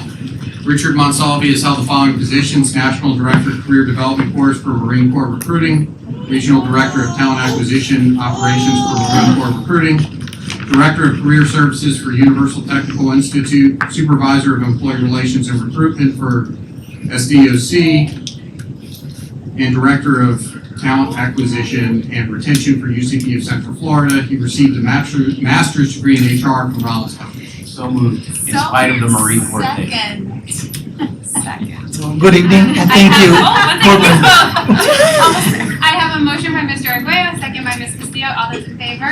Aye. All those opposed? Motion passes. Congratulations. Thank you for this amazing opportunity. I'd like to extend my most heartfelt gratitude and sincere appreciation to Dr. Shanoff, Dr. Allen, and Mr. Noble for this trust and confidence and the opportunity to be able to serve the district.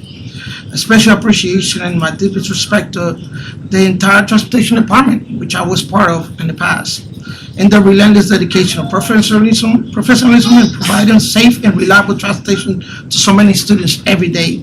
Special thanks to leadership team led by Mr. R.B. Crutch and assisted by Adriana Fracasio and Mr. Randy Wheeler.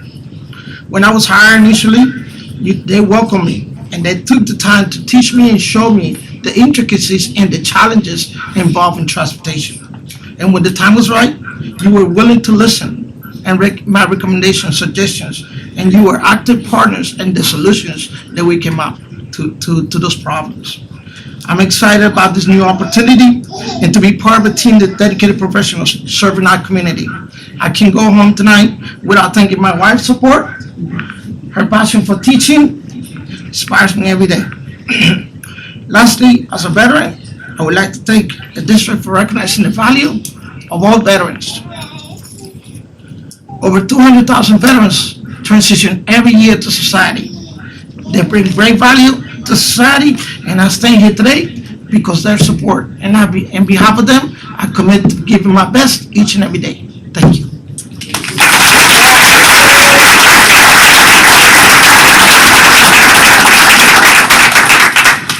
Next appointment is Joe Travis for Coordinator of Secondary, Post-Secondary, and CTE.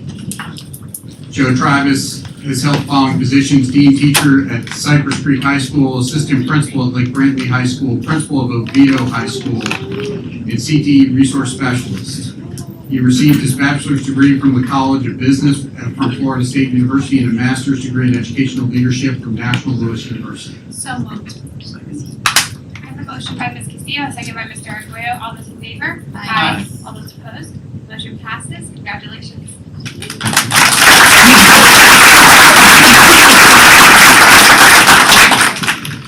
I want to express my deepest thanks to our superintendent, Dr. Shanoff, our school board members, deputy superintendents, Dr. Clayton and Dr. Allen, and CTE Executive Director, Mr. Tim Burdett.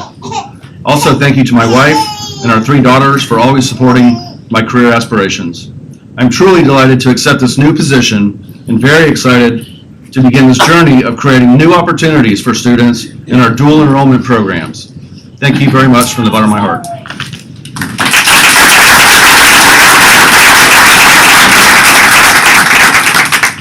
The next appointment is for Dr. Elizabeth Kennedy, Principal of Osceola High School.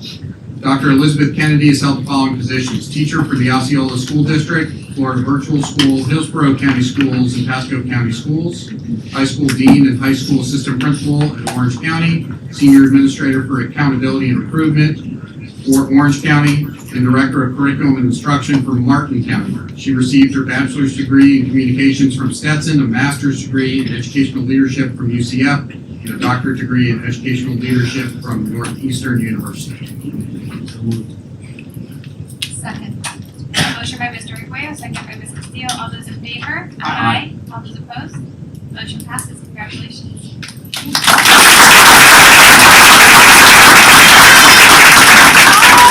Good evening, Chair Cahoon, and esteemed board members, Superintendent Shanoff, and all of our leadership team. I stand before you today humbled and honored to express my deepest gratitude for the opportunity to serve as the next proud principal of Osceola High School. I am profoundly moved by the confidence and the trust that you have vested in me. This responsibility is not taken lightly, as I understand the weight and the role of a principal and the profound impact that it has on students, faculty, and the community of Osceola High School. As I take this role, I am dedicated to honoring the esteemed legacy of Osceola High School, which has been established by devoted teachers and a strong community. Additionally, I am committed to furthering the journey towards excellence, aiming to reach even greater heights. To my beloved family, you are the driving force behind every decision that I make as an educator and a leader.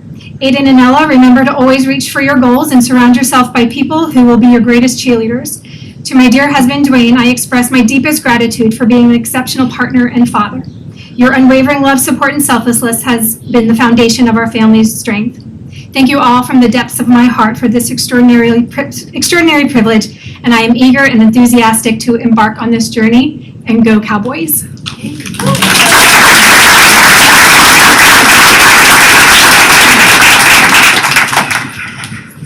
The next appointment for your approval is Dr. Annette Molina.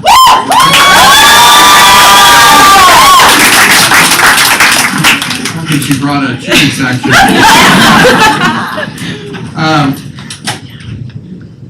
Annette has held the following positions: paraprofessional at Deerwood Elementary, teacher at Poinciana Academy of Fine Arts, teacher at Narcoossee Middle, learning resource specialist at Horizon Middle, district resource teacher for middle school curriculum and instruction, for the Osceola School District, assistant principal at Poinciana Academy of Fine Arts, and assistant principal at Pleasant Hill Elementary.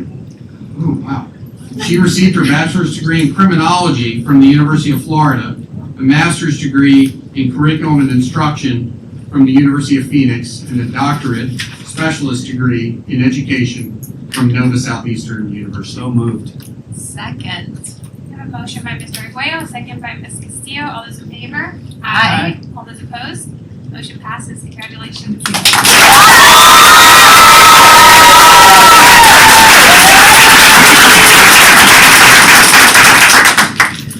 Good evening, board members, Dr. Shanoff, and district leadership.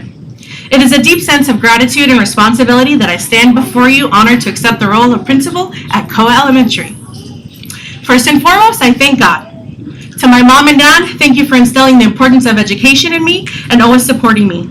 To my husband Ariel and my daughter Aria, thank you for your grace, patience, and understanding as I share my love with you and my school family. To my sisters, you have been the best role models I could have ever asked for. Thank you for walking so I could run. To my mother-in-law, my family that are here and watching online, my sorority sisters and friends, thank you for praying and for believing in me. To my mentors, Dr. Michael Allen, Mrs. Michelle Hanger, Mrs. Joan Connolly, Mr. Russell Gould, Ms. Shelby Pagan, Doctors Belinda Reyes, Renee Clayton, Kimberly Dos Santos, and Millie Torres. I could have never earned this role without you, and thank you for pushing me and wiping my tears along the way. To my PAFA family, thank you for giving me the opportunity to plant my roots as a teacher and assistant principal and supporting me. To my Panda family, your dedication to educating and shaping young minds is nothing short of remarkable. Thank you for embracing me into the family. To my new Koala family, I'm excited to work alongside you, to listen, to learn, and to lead with a focus on creating an environment where every student can thrive. And to the parents and for the Poinciana community, your support and involvement are crucial to my success. As an Osceola alum, these words are a true reflection of my heart, and together I'm confident that we're going to make a lasting impact on the lives of the students and beyond. Thank you so much.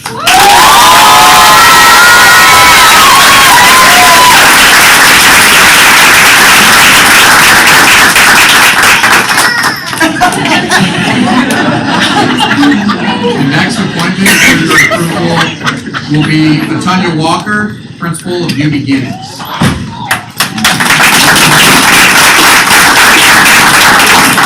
Tanya Walker held the following positions: teacher at Manny Blanton Elementary, teacher and curriculum leader at Miami Park Elementary, teacher at Holmes Elementary, continuous improvement model program manager at Charles R. Drew Elementary, teacher at Miami Edison Senior High, assistant principal at New World School for the Arts High School, Ronald Reagan Doral Senior High, vice principal at Miami Central Senior High, principal of Holmes Elementary, Miami Park Elementary, Laura Park Elementary, and City Christian Academy, and program director for Peace Center for Girls in Broward County. She received a bachelor's degree in elementary education from Florida State University. I didn't know that. Yes. A master's degree in educational leadership from Union Institute and University, and an education specialist degree in varying exceptionalities from Union Institute and University. So moved. I have a motion by Ms. Castillo, a second by Mr. Melendez. All those in favor? Aye. All those opposed? Motion passes. Congratulations. Thank you.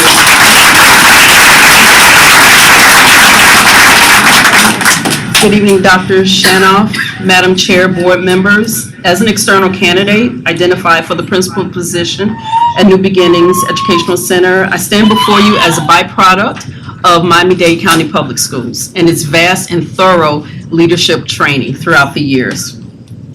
Again, Dr. Shanoff, I thank you so much and your leadership team for this tremendous opportunity to lead one of your schools at New Beginnings. As an external candidate, I must say I was accepted into the principal pool, and I must thank Christy Ray, Osceola's HR department, and their team. The vetting process was thorough and responsive every step of the way as I went through the process. Dr. Evans, I look forward to your leadership at the secondary level. Again, Dr. Shanoff, I can't express my gratitude, board members, Madam Chair, for this tremendous opportunity. I'm indeed grateful, and I'm ready to lead at New Beginnings. Again, thank you.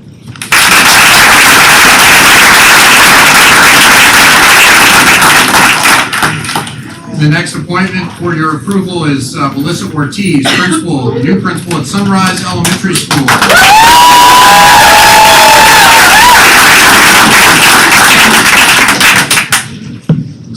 For these elementary folks to have this much energy at the end of the year.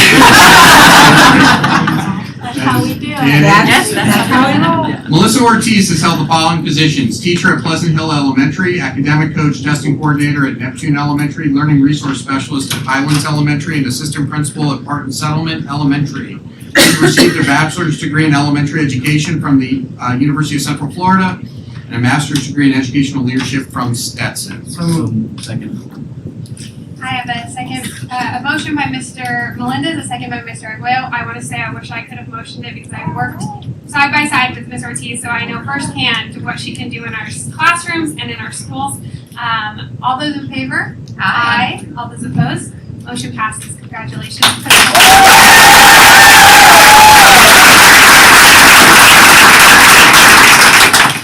Thank you all for this amazing opportunity. I couldn't imagine this happening tonight, and I can't wait to meet my new C-Star family.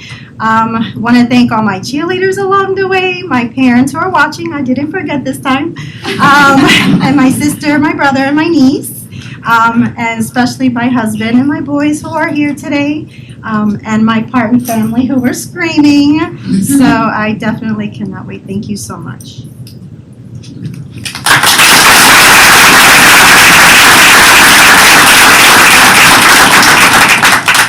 Our next administrative appointment for your approval is Stephen Wilson, assistant principal at Poinciana High School.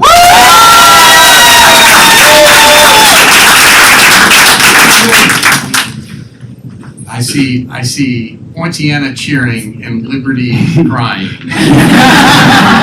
Stephen Wilson has held the following positions: teacher at Canoe Creek High and dean of students at Liberty High. He received his bachelor's degree in biology education from Langston University and master's degree in educational leadership from Barry University. Second. I have a motion by Mr. Arguello, second by Ms. Castillo. All those in favor? Aye. All those opposed? Motion passes. Thank you, thank you.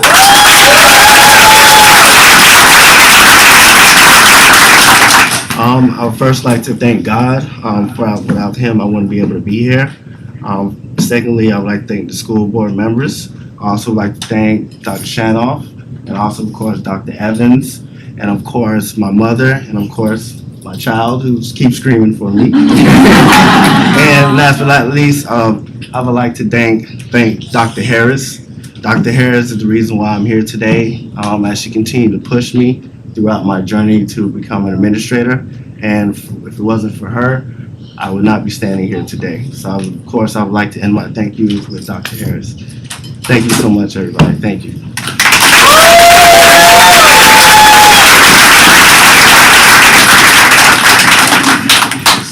Our next appointment is not present tonight, but we will vote on her approval. Heather Miller to be the new assistant principal at Knights Point K-8. That's right, she deserves a round. She's probably watching. Heather Miller has held the following positions: teacher at Horizon Middle, Math Science Partnership Grant Manager, District Science Specialist for STOC, and an Assistant Principal at Westside K-8, Principal of Kingsley Middle for the Kingsley area schools. She received a bachelor's degree, get this, in zoology from Michigan State University, a bachelor's degree in elementary education from Oakland University, a master's degree in science education from Walden University, and an educational specialist degree in educational leadership from Walden University. So moved. Second. I have a motion by Ms. Castillo, a second by Mr. Melendez. All those in favor? Aye. All those opposed? Motion passes. Congratulations, Ms. Miller.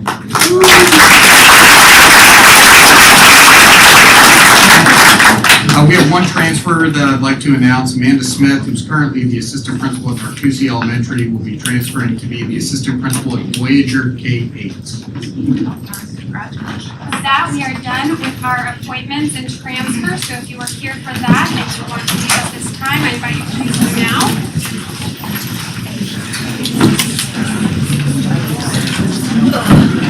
Thank you, dear. Thank you. Thank you. Please.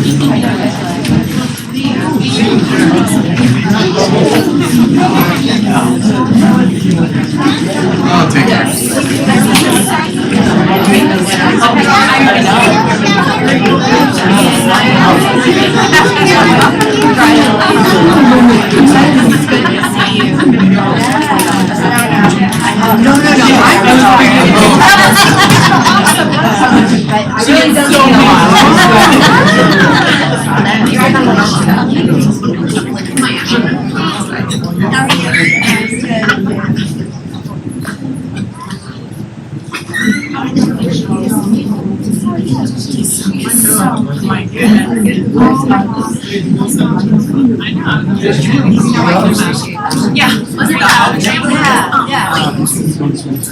Yeah, that's great. Yeah, oh, I know, I love working with him, I love it. It looks really good, yeah. No, he was at Winter Farm, was like her mom. Yes,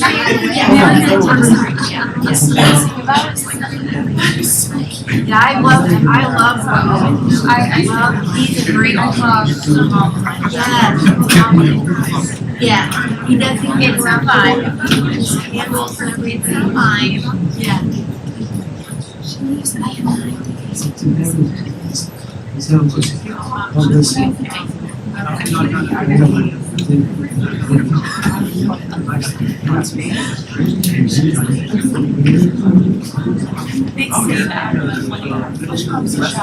be sad.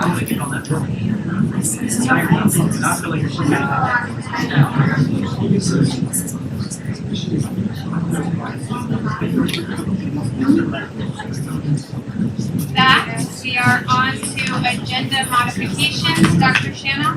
Yeah, so we've got a few agenda modifications. First, 6.02 is the blue sheeted item with the most recent administrative reappointments for 2024, 2025. Also, I would ask that we pull 10.11, 11.01, and 11.02.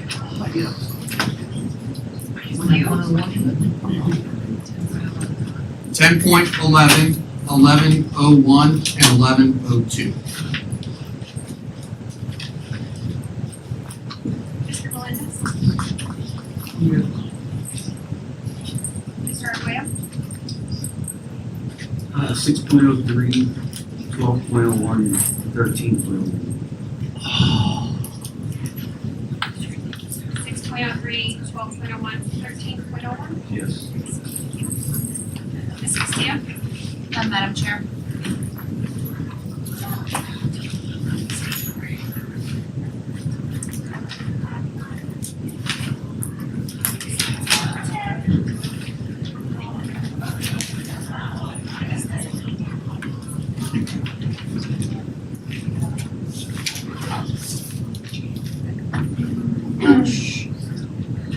Motion to approve the agenda modifications as submitted and amend and approve the agenda modification, the agenda as submitted.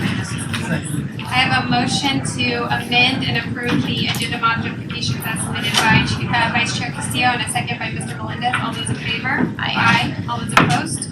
Motion passes. We are on to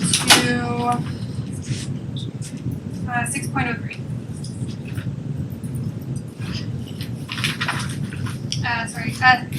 Mr. Arguello. Yes, I want to address some of the concerns that we received regarding 6.03. I heard you, I'm sure the other school board members heard you. I understand what your concerns are. Believe me, I asked the questions. I spoke to the superintendent about this. I spoke to Dr. Green about this. She actually came and spoke to me and explained some things, educated me on it. And I would say, and I'm not one to say this normally, but I don't think that there's the cause for concern that you have necessarily. So put your hearts at ease, put your minds at peace with this. Some of these changes are somewhat statutory, which was what my assumption was at the very beginning regarding the arrangement that we have with the employees that fall under this item. And this is not gonna harm anyone particularly. It's not intended to bring harm to anyone. I don't feel like there's a need to defend the process, it's just, so put your minds at ease. I think I asked all the questions that were raised, and then I got sufficient answers. So if anything comes up in the future, absolutely feel free to reach out. But I think that you can sleep well at night. This is not something that impacts you in the way that you think that it does. So with that, I'll motion to approve. Second. I have a motion by Mr. Arguello, second by Ms. Castillo. I do have a comment by Mr. Melendez. Thank you, Madam Chair. And I also want them to know that, I apologize for the confusion that it may have caused, because this isn't something that we normally voted on in the past. And so I do appreciate the leadership of Dr. Shanoff and also Dr. Green to sit there and do the right thing. Just because we've been doing something before in the past, and we're willing to acknowledge it wasn't the proper way of doing things. So we're going to start with a new sheriff in town, so to speak, it's a new superintendent. So the new superintendent wants to do things right, from naming schools to making sure we appoint everybody appropriately according to the state statute. So, I just want to apologize to everyone for any potential confusion it may have caused, but we're clearing up the record. And as Mr. Arguello had mentioned, we also spoke with staff, and nobody's employees' rights are being, any different than they were yesterday. So Dr. Green is going to be sending out a letter to everyone, and I think she's going to be available to answer any questions that you may have. Again, I have a motion by Mr. Arguello, second by Ms. Castillo. All those in favor? Aye. All those opposed? Motion passes. With that, we are on to 12.01, Mr. Arguello. So my only concern here is, and I've mentioned it multiple times, but this actually went to this is regarding, so most of these trips are fine. And I'm gonna make a motion to approve this agenda item. But I wanted to bring up, number one, when you go through ASCA and you look at some of the items that are here, right? We can always say, again, we've said, they'll go to this event and then it'll be fine. They just won't go to the ones that are not good. Well, there are so many ones that are not good, that are really bad, some of these issues. So I'm not sure, there has to be an alternative. And if there's not an alternative already, then someone has to make an alternative, because some of these issues and some of these classes that they go to learn is not only is it morally incorrect, it's morally corrupt, in fact, but it's things that would be illegal in the state of Florida. And some of these things may be causing the problems that we're having. So you have a class here that's causing the problem that they're talking about resolving here. And that's not the way you do proper education. You don't just create a problem and then solve it for yourself. Criminals do that. Some of these things are, I want to pull up one specific for the sake of time.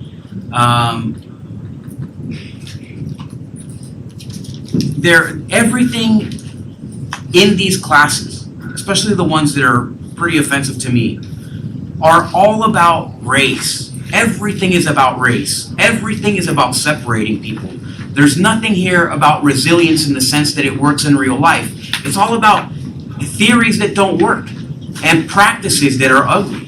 It's nothing about normal humans being good and resilient and living strong and having a life that is fulfilling. It's all about, this is why you're being harmed, and this is what's bad for you, and it's really terrible. It's creating victims. Just to read a sentence from one of these things, they must endure challenges and stressors that are universal for all plants, while also work through unique harm that comes with navigating social environments often designed in opposition to their well-being. That's not what you tell people, that the world is opposed to you. And when you do tell that to someone, it harms them. So we're causing the trauma that they're talking about removing from their lives. Here's the thing, I could have, throughout my life, I could have made a million excuses on why I was the way I was. Never did I think it was all about my race. And no one was telling me, it's because you're not white, that you're living this miserable life that you're leading. That's never been the case. That's never been the case for me. So why are we telling this is like a big, long, week-long preaching about why it's terrible. Then they're putting school counselors in a position where they're deciding whether or not to tell a parent something.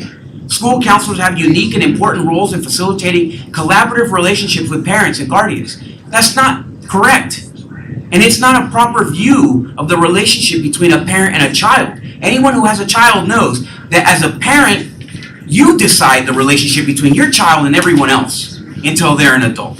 That's the proper way. That's how it is intended to be. And that's not even just a religious perspective. That's just a matter of life. It's just everybody knows, everybody who has a kid knows that you come first. You decide those things for your child. But here they're preaching, there's a balance. There's no balance. A guidance counselor comes 500 years after my role as a father. And when it talks about how we're raising our girls, again, it's ugly.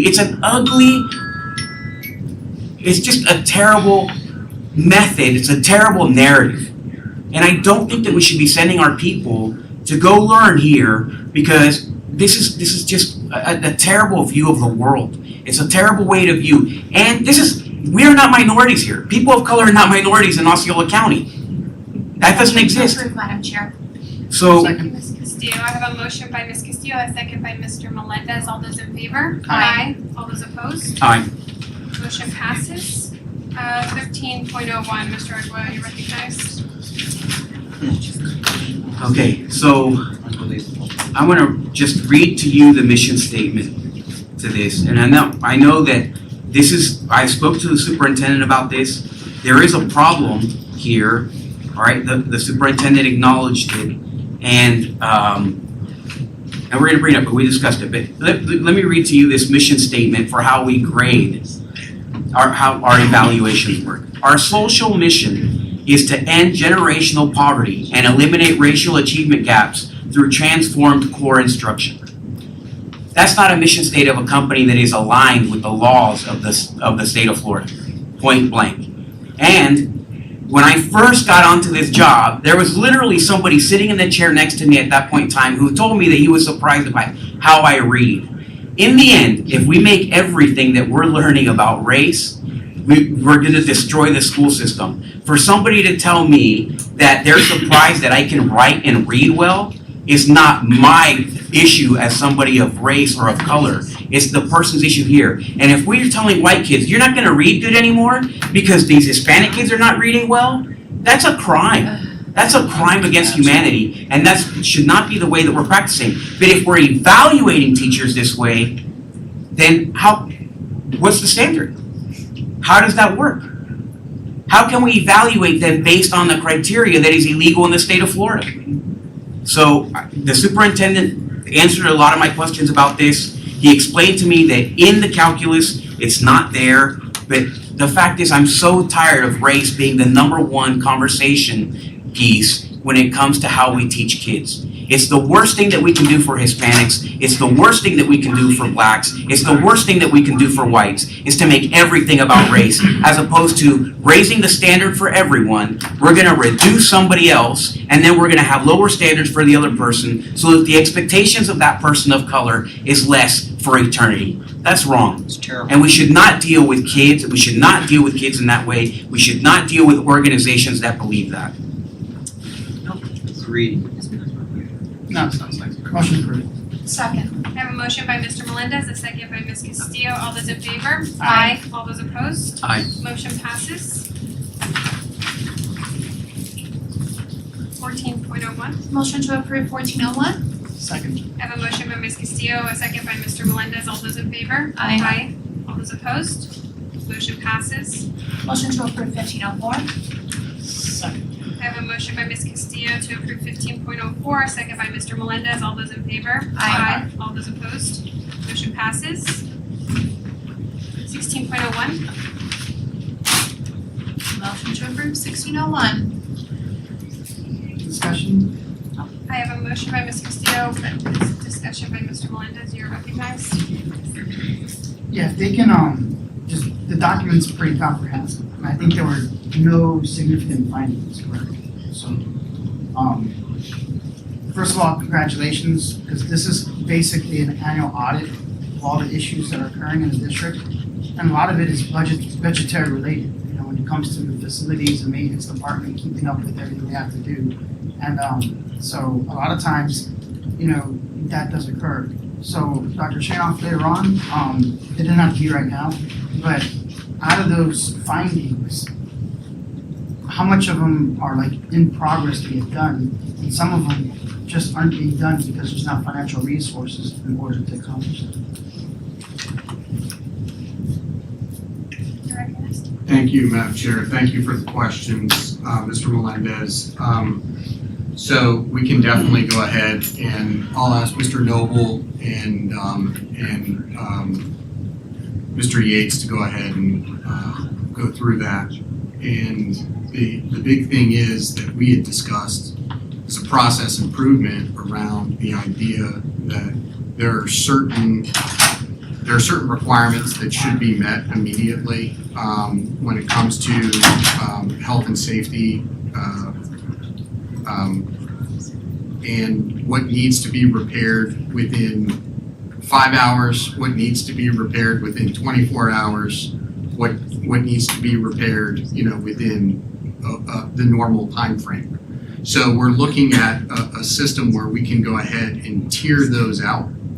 But we have a budget that should allow us to either look at that from a holistic view and group those projects together and bid them out, or our team can do it ourselves. But we have the budget. We have the budget to do it. I just think that maybe there's a process improvement for us to go ahead and address those and make it a little bit more responsive. Yeah, that'd be great if we have the new director of maintenance. That could be like his first little project. Absolutely. Mr. Arguello, you recognized? This would be a great time to have that $1 million that we spent on that field that didn't need to be replaced in St. Cloud so that a politician can put his face on the scoreboard.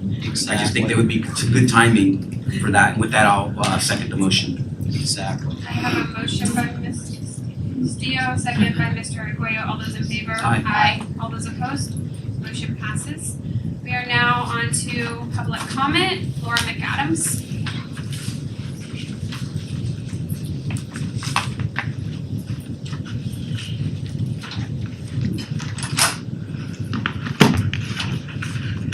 Good evening, board members. My name is Laura McAdams. I live in St. Cloud, Florida, 34772. I just wanted to come here this evening to say thank you for denying Mr. Arguello's resolution, I want to say about 6 weeks back or so, regarding the flags, because in all honesty, it opens up more opportunities for us to be able to wave the flags that we would like in the schools and the classrooms, just like everybody else wants their flags, correct? So I have a flag for you today that I would like to pass out because I am a Christian, as many of my friends are and many of my supporters. And I would like to make sure that each and every one of you gets one. And for any teachers that would like one for their classroom, a nice big one, I would be happy to purchase one for you to fly in your rooms. So contact me whenever you like.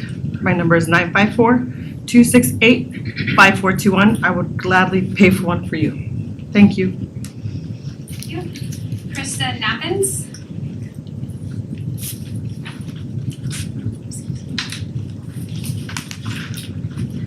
Good evening. My name is Kristen Evans. I live in Harmony, 34773.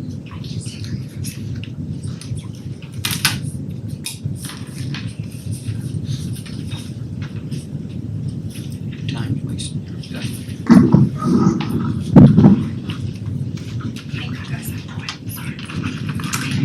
Good evening. I'm here this evening to express my deep concern regarding the recent decision to eliminate the wrestling, golf, and softball programs from the sports offerings for the 24-25 school year. There are also items being eliminated from elementary schools, and which I know there are others here tonight to speak to, so I'm just going to stick to middle school as that's my area of expertise. As a member of the community, educator at Harmony Middle School, and parent of 2 middle school students, I believe this decision will have significant negative impacts on our students and the overall school environment. The elimination of these programs not only deprives students of valuable extracurricular opportunities, but also undermines the sense of community within our schools. For many students, these sports may be their primary avenue for engagement and connection with their school. Mr. Adams addressed all the wonderful accomplishments our high schoolers achieved this year, including special recognition for their academic accomplishments, and I think that goes to show how important these programs are to our students. Removing these options could lead to disengagement, decreased school spirit, and even a decline in academic performance for some students. My son, a rising 8th grader, has wrestled for Harmony Middle School for the last 2 years, a program that thrived with over 40 male and female participants this school year, our largest sport to this date. Unlike many other sports, wrestling does not require students to undergo tryouts in order to be part of the team. This characteristic makes wrestling accessible to all students, regardless of their athletic background or experience level. As a result, wrestling serves as a beacon of inclusivity within our school community, welcoming students from diverse backgrounds and abilities to come together and participate in a shared endeavor. He was also part of the school's golf team this fall and had planned to try out next year for the team. Both wrestling and golf hold significant importance for my son, providing him not only opportunities for physical activity, but also for personal growth, skill development, and social interaction. These sports have played a crucial role in shaping his middle school experience, fostering a sense of belonging and camaraderie that extends beyond the playing field. Furthermore, the decision to eliminate these programs without adequate consultation with parents, coaches, students, and other stakeholders is deeply concerning. It's essential that these decisions of this magnitude are made transparently and with the input of those directly affected. I urge the Osceola County School District to reconsider their decision and explore alternative solutions to address any budgetary constraints or logistical challenges. Perhaps there are opportunities for cost-sharing fundraising efforts or community cost-sharing partnerships that could help sustain these programs. Investing in sports is an investment in the well-being and future success of our students. By preserving wrestling, golf, and softball, the Osceola County School District can demonstrate its commitment to providing a comprehensive and enriching educational experience for our students. Thank you.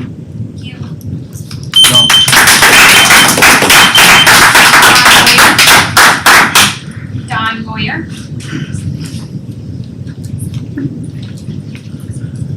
Thank you. I'm Don Boyer with Osceola Youth Baseball. Came here at the very first meeting of the year to try to get boys baseball implemented. Told it was going to be workshopped. Gave a big run around by the superintendent. Came for several different meetings, wasted my time. Only to find out now that you're cutting other sports programs. You really need to search your heart. You need to have God come into your heart and search your heart what you're doing to a lot of these kids. Please direct your comments to the board as a whole. Beg your pardon? Please make sure you're directing your comments to the board as a whole, not one individual person. Well, the board listens to Dr. Shanoff. Public On comments. everything that's said, you listen to Dr. Shanoff. I have my 3 minutes, so please allow me constitutional rights to say what I would like to say, ma'am. Okay? Dr. Shanoff's the one that runs this show. We've seen it all. When there's a vote to be yes, he shakes his head yes. When there's a vote to be no, he shakes his head no. Okay? Now, you please do not tell me what to say and what not to say for my 3 minutes, please. Okay? The fact that you would do this to these kids and these parents is a shame. You need to search your heart. I'm serious. You have the ability to make this happen because it was already there. You're just taking something away. It's not like you're adding something. Of course you're not going to add boys baseball. We've already been told that's not going to happen in my lifetime. So, just like John said, $1 million for a field that didn't need to be resurfaced. You've got this budget. You say you've got the money to do this budget for all these other things. You need to find some money to put these programs back in place for these kids. I mean, really, you should pray about this. Search your heart. You're very educated, but the common sense here, I do not see it. Okay? Man to man, I'm just telling you. I don't have a girl that plays softball. I don't have a kid that wrestles. I don't have a kid that plays golf. I'm doing this for all the other kids that want this opportunity. What, $250,000 for a monument? All this money that comes from our county commissioners and our taxes that I was told by the county tax collector, you can find the money for this. You personally have 2 assistants. You really only need 1 to do this job, sir. please search your heart. Karen Berryhill.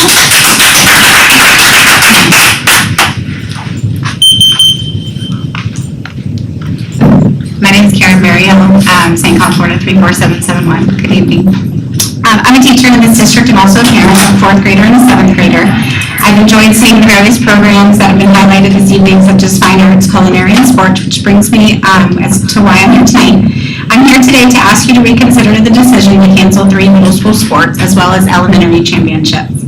While my son does not play these 3 sports being cut, he has many friends who do. My son is a middle school athlete who runs cross country and track, and I can assure you his sports mean everything to him. There was only 1 track meet with official timekeeping this season, and I can tell you that he and his teammates were devastated. Despite this fact, his coaches worked tirelessly with these kids multiple times a week, practicing for what turned out to be a pretty pitiful season thanks to our district. I don't think you realize what an impact completely canceling 3 sports is going to have on these kids. We all know there are major behavior problems in our middle schools these days, and sports keep many of these kids on the right track. Sports get them outside and teach them teamwork, camaraderie, perseverance, and so much more. Sports give many kids an outlet and something to look forward to. Let's be honest, we all know we have to keep kids busy or they will find something to keep them busy. I have watched coaches this year work so hard with these kids, and we know they aren't doing it for the pay. The sports in question seem to have very little cost when it comes to equipment, as parents pay for golf and softball equipment and schools already have mats for wrestling. For you, it's cutting 3 sports while keeping 7. But how do you tell the kids that play these sports that they are not important? How do you tell them that their hopes and dreams of possibly being a high school or college athlete are not as important as others? How do you put them at a disadvantage for the future? In addition, I have watched my own students and my own children find a love of sports at an early age. I have seen their excitement over championships.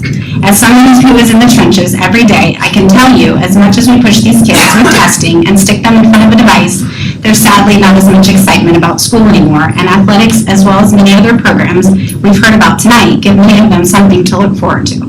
In closing, maybe you can consider asking teachers, coaches, students, and parents for ideas on how to keep these teams or what we can do to help. I've been teaching for a long time, since 2001, but I've only been in this district for 5 years. Since starting in this district, I've honestly never been asked my opinion on anything to do with my students. I have been continuously amazed at how sometimes money is wasted and how sometimes decisions are made that are not what's best for kids. We have to do better if we want this to be a district kids are proud of and a district teachers are proud to teach in. Thank you for your time.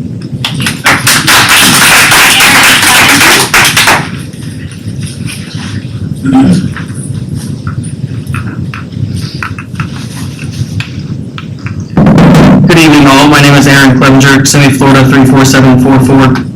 I'm an Osceola County native, and I wanted to thank you for assembling in the best interest of our youth. Until 6 days ago, I could say that with confidence. Now I'm not sure I can. This is my first school board meeting, and I think it is amazing that we can highlight the fine arts and talents of Osceola County students, and recognizing the sportsmanship and athleticism of our students is absolutely amazing as well. Unfortunately, because of your passion and leadership, the highlighting of hundreds of elementary school and middle school athletes will be a luxury not afforded to them. I stand before you today, a former school district of Osceola County athlete, coach, and current business partner, on behalf of my daughter, who after tomorrow will be a first grader in the district, who will no longer be looking forward to elementary school golf or elementary school all sports championships, and ask you to highly reconsider your decisions. Thank you.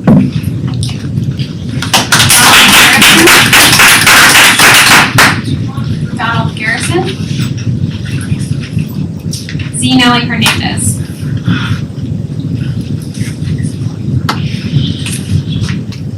Nelly. Item 1901. She wants to speak to new business. New businesses. Agenda item for school boards to present new business, so. I would speak on it now if you're going to speak on it. Okay, that's fine. Is it still open to the public for other additional comments? Not at this time. All right, we're going to speak on topic, but who goes? They can't fill out the paper. We didn't know there was a paper. We didn't know there was a paper to fill out. He was here to make a comment. Can you please just hold it? What's our policy, please? The policy based on the school card is that it does need to be filled out, I believe, before I need to look, I believe it is before the end of public comment. I'll fill it out right now. So do it now. Yes, consent public comment. Do it now. It's in the back. Policy doesn't trump On the table. constitutional rights. I don't have a problem, Madam Chair, with somebody who took the time to come here to speak. Zinali Hernandez, you're recognized. Zinali Hernandez, 2929 Houston Bay. Good evening to you all. I have addressed the board previously on the topic of some resolutions proposed by Member Aguero and supported by many in our communities, but always the other members voted down. Well, I grew up listening to this saying, and I quote, "It is not wise to bite the hand that is feeding you," end quote. What do I mean by that? Well, it would be wise to listen to the community or group of people that actually produce children. We are the community that believes in procreating. We are the pro-life community, pro-traditional family. You know, the people that produces biological children so that you could be here representing and deciding what it is in our best interest, in the children's best interest, the parents, the communities, etc. Seeing that we are the community that believes in procreation, that produces children, it would be wise to listen to us and not side all the time with another community of people who could care less if there were no children born to continue the human race. We procreate, we're in the family or children producing business, if you will. Be wise and listen to what we want. Do not just do what it is easy, but what is hard and right. And what most in the kids producing community want from you. I hope you follow me here. Anyone can do what is easy, but it takes courage and wisdom to do the hard things. You see, every time you vote down a resolution proposed by Member Aguero, you think you are saying no to him because you don't like him or because you don't agree with him, but really you are saying no to the hands that is feeding you. You are saying no to us, the children producing community. We want these resolutions in place, not just District 3, but I know people throughout your districts, all parents that are concerned in our community want some of these resolutions in place. So, do the hard things, not the easy things or what is the latest trend. Thank you.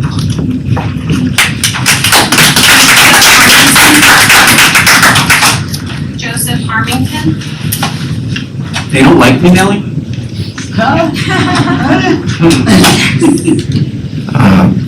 Hello, board members, Dr. Shanoff, Madam Chair.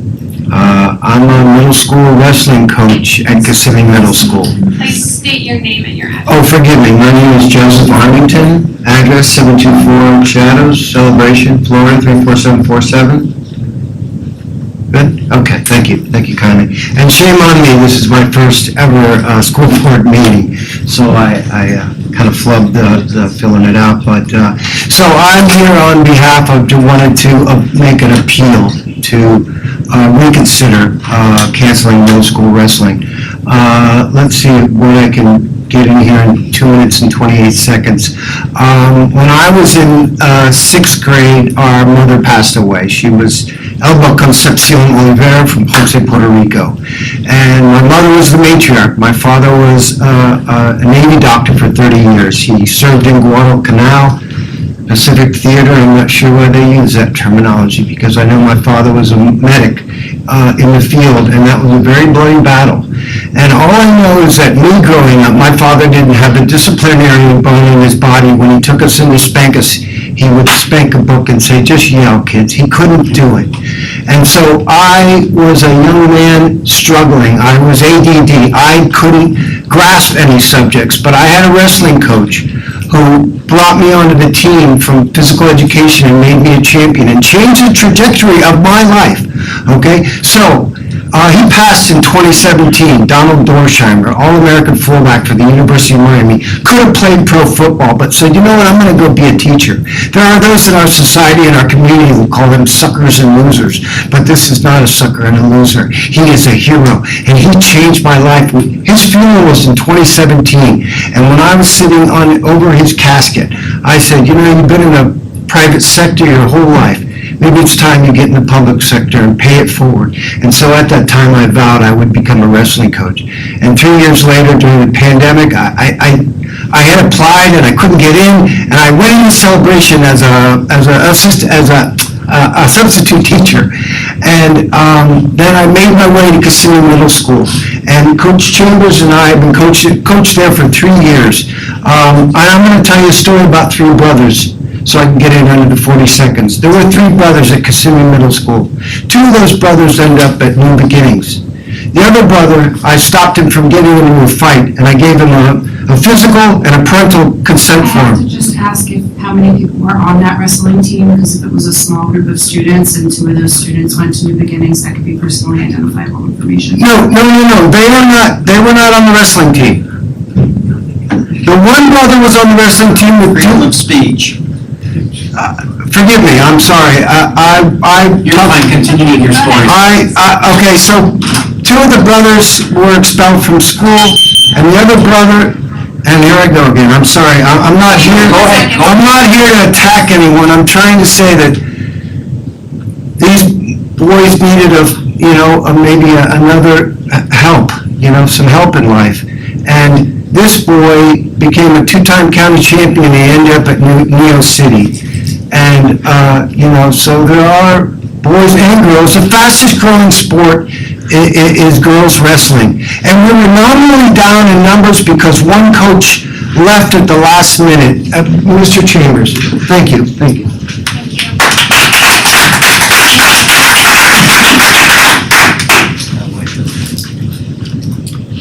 Brendan Chambers, 154 Snapdragon Court, Kissimmee, Florida, 34743. As Coach already mentioned, next year will be my 6th year coaching wrestling in this county. I come from a long line of wrestling, been wrestling since I was 9 years old. Wrestling's not one of those sports that you just pick up in high school. Usually people are doing it from the time they can walk. We have a kid from our high school up in West Virginia who just became an All-American. He's been wrestling since he could walk, literally. You take 3 years of wrestling away from a kid, he might have no opportunity at a future in the sport in high school, and that's the truth. We already have a tough time competing against, schools that are working programs from the ground up. But it ain't necessarily about competing. It's about changing kids' lives. I got a pin in my pocket that this kid gave me. It said, good coaches can change a match, but great coaches can change a life.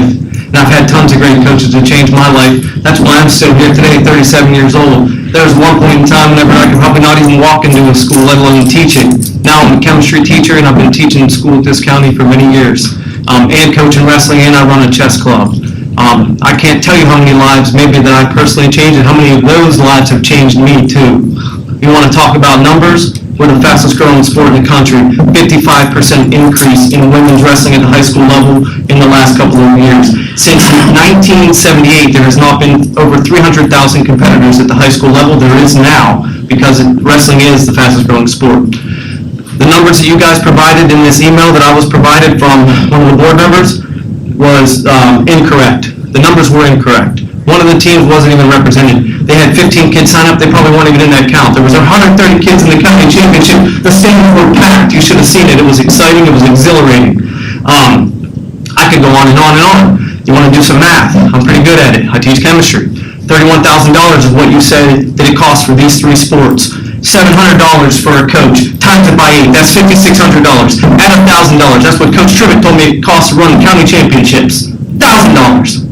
So you're talking $7 grand, divide that by about 150 athletes that are in wrestling, that's less than $50 per athlete. Take $50 out of your pocket, let's put it on the table. That's how easy it is to fund this thing that we call wrestling. I said to the News 9, they were outside interviewing me before I came in here, we've been waiting, and that's why I didn't know how to fill out the piece of paper, because I was doing the interview with the news. Because everybody needs to know what decisions are being made in this county with nobody's input, and maybe even behind your back as the board of this education. Here in the school district of Osceola County, where my child resides as a 7th grader, and I've been teaching here for 6 years now. So something has to change, because there has to be some input, transparency here. We have to have some ability as the parents and the teachers and the coaches, and let's not forget about the athletes that are going to lose so much potential because of, hey, let's cut the budget. We don't have enough money. Instead of having a conversation of how we can come up with these funds so that these children can have a future, every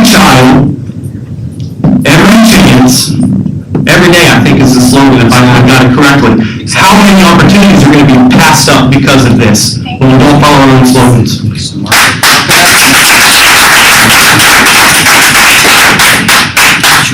are now on to attorney comments. Ms. Corin? No, ma'am, I do not have any comments or reports this evening. Thank you. I'm on to new business now, 19.01. Mr. Arguello, you are recognized. I'm gonna go through these quick because I can't wait to get these board member comments.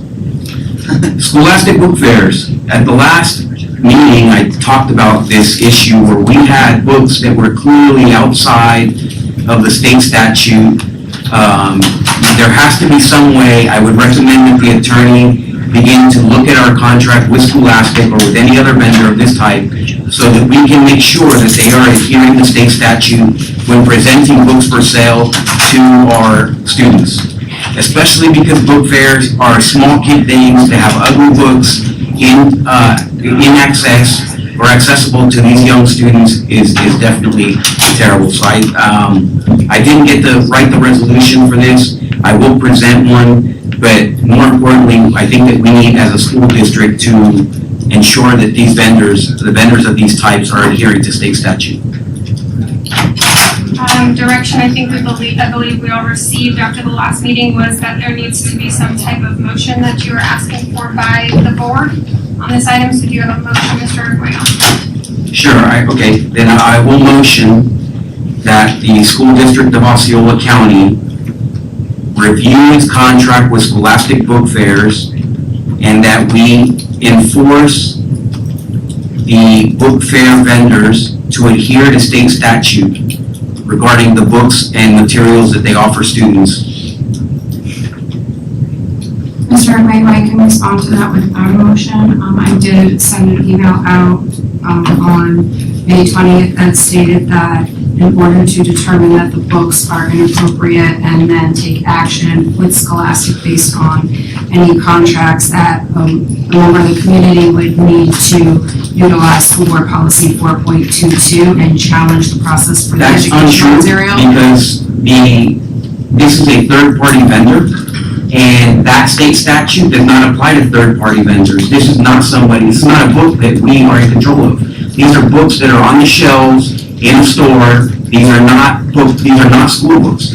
These are not books that we've purchased. These are books that are being offered to the students through a third-party vendor. It's a loophole that exists, and we need to make it very clear that if Scholastic does not pull the books that may not adhere with state statute, and regardless of your advice, I would like to motion that the school district of Osceola for Scholastic to only offer books that are in adherence with state statute, to simplify my motion. I have a motion by Mr. Arguello. I want Comment by Mr. Melendez, you are recognized. I want some clarity, because I did read that, that's why I had motion before, was not motion, that's why I clicked on the button to get clarity on the email, because I know I got the email before, and I was okay with it. But then Mr. Arguello brings up a point, you know what I mean, because people know I can be, I just listen to reason. And so, is this point valid, that since they are a third-party person, that, that having the book review committee, does that really apply to them?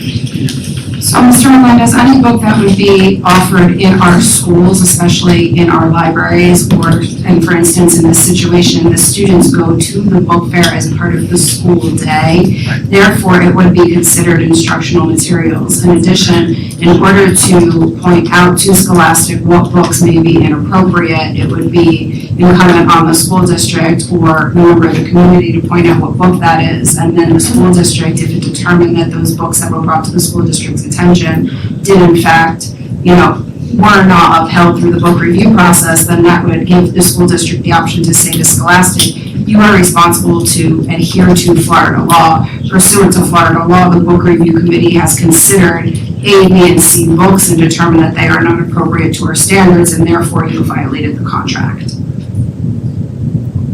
I can agree with that, and, but to kind of support Mr. Arguello to a certain degree, I would like to maybe send them, kind of like we talked about before on other issues, that, we have a contract. Sometimes you can send a memo to a contractor and say, hey, by the way, there were concerns about, certain books not meeting Florida statute or Florida standards, we would like for you guys to kind of at least try to pre-vet your books, because Scholastic is national. Florida standards may not apply to each one of them, so they might not have even been cognizant when they were trying to sell those books.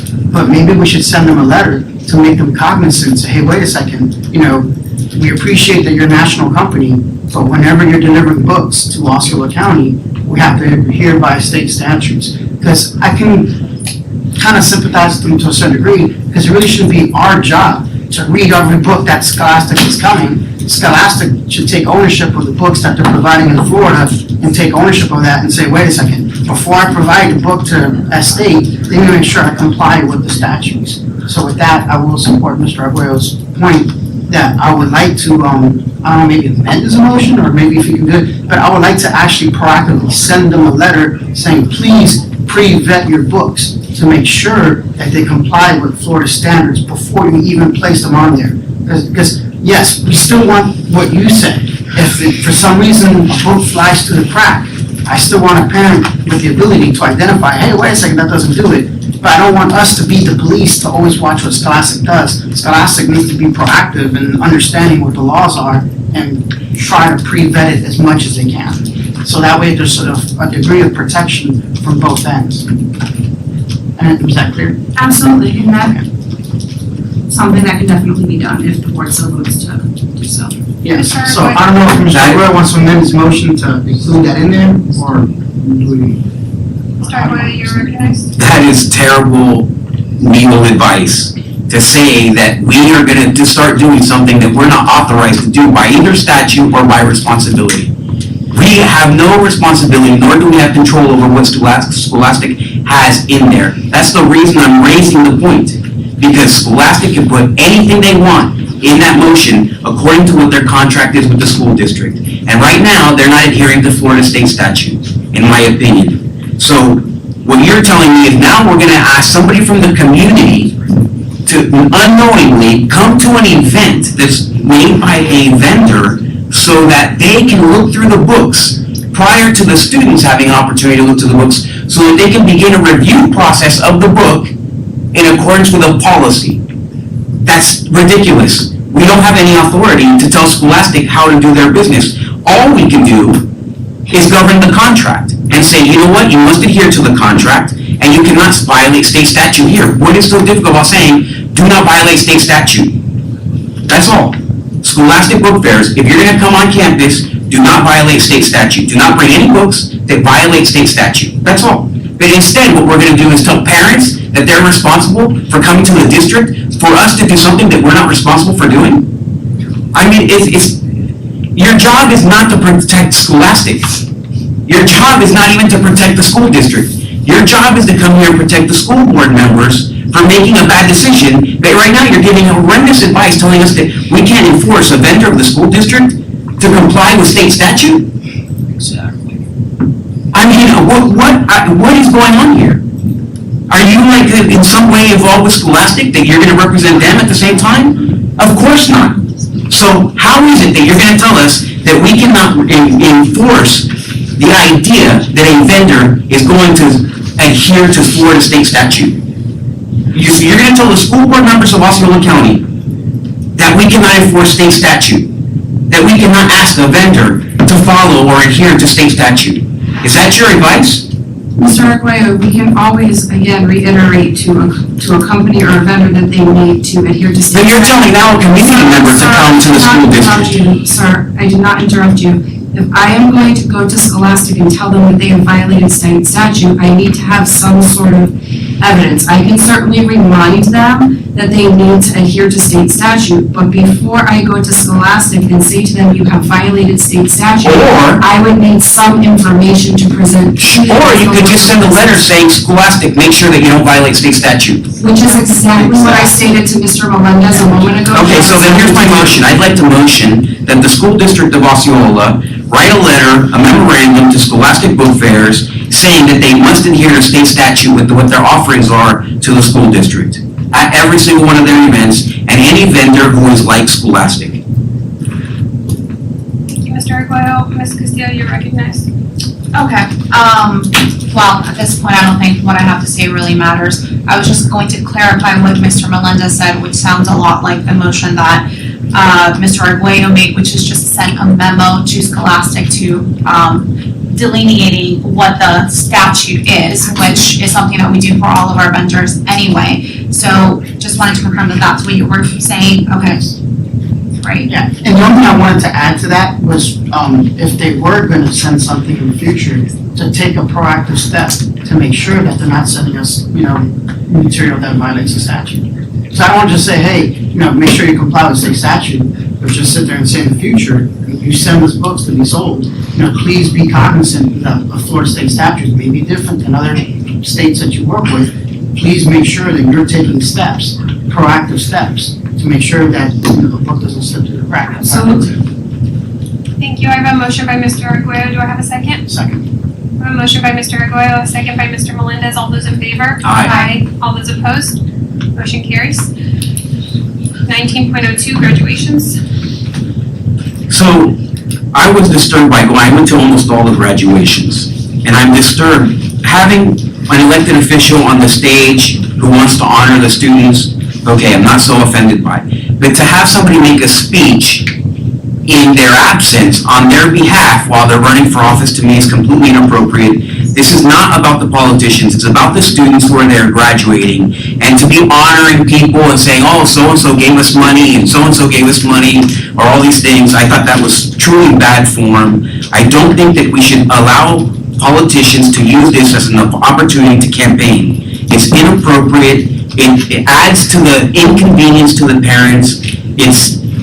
It looked terrible in my opinion.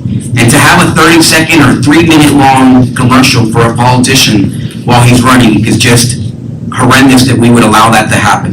There's no point in it. If they can't show up, then stay out and don't worry about what we're doing. If you want to come and honor the students, come and honor the students.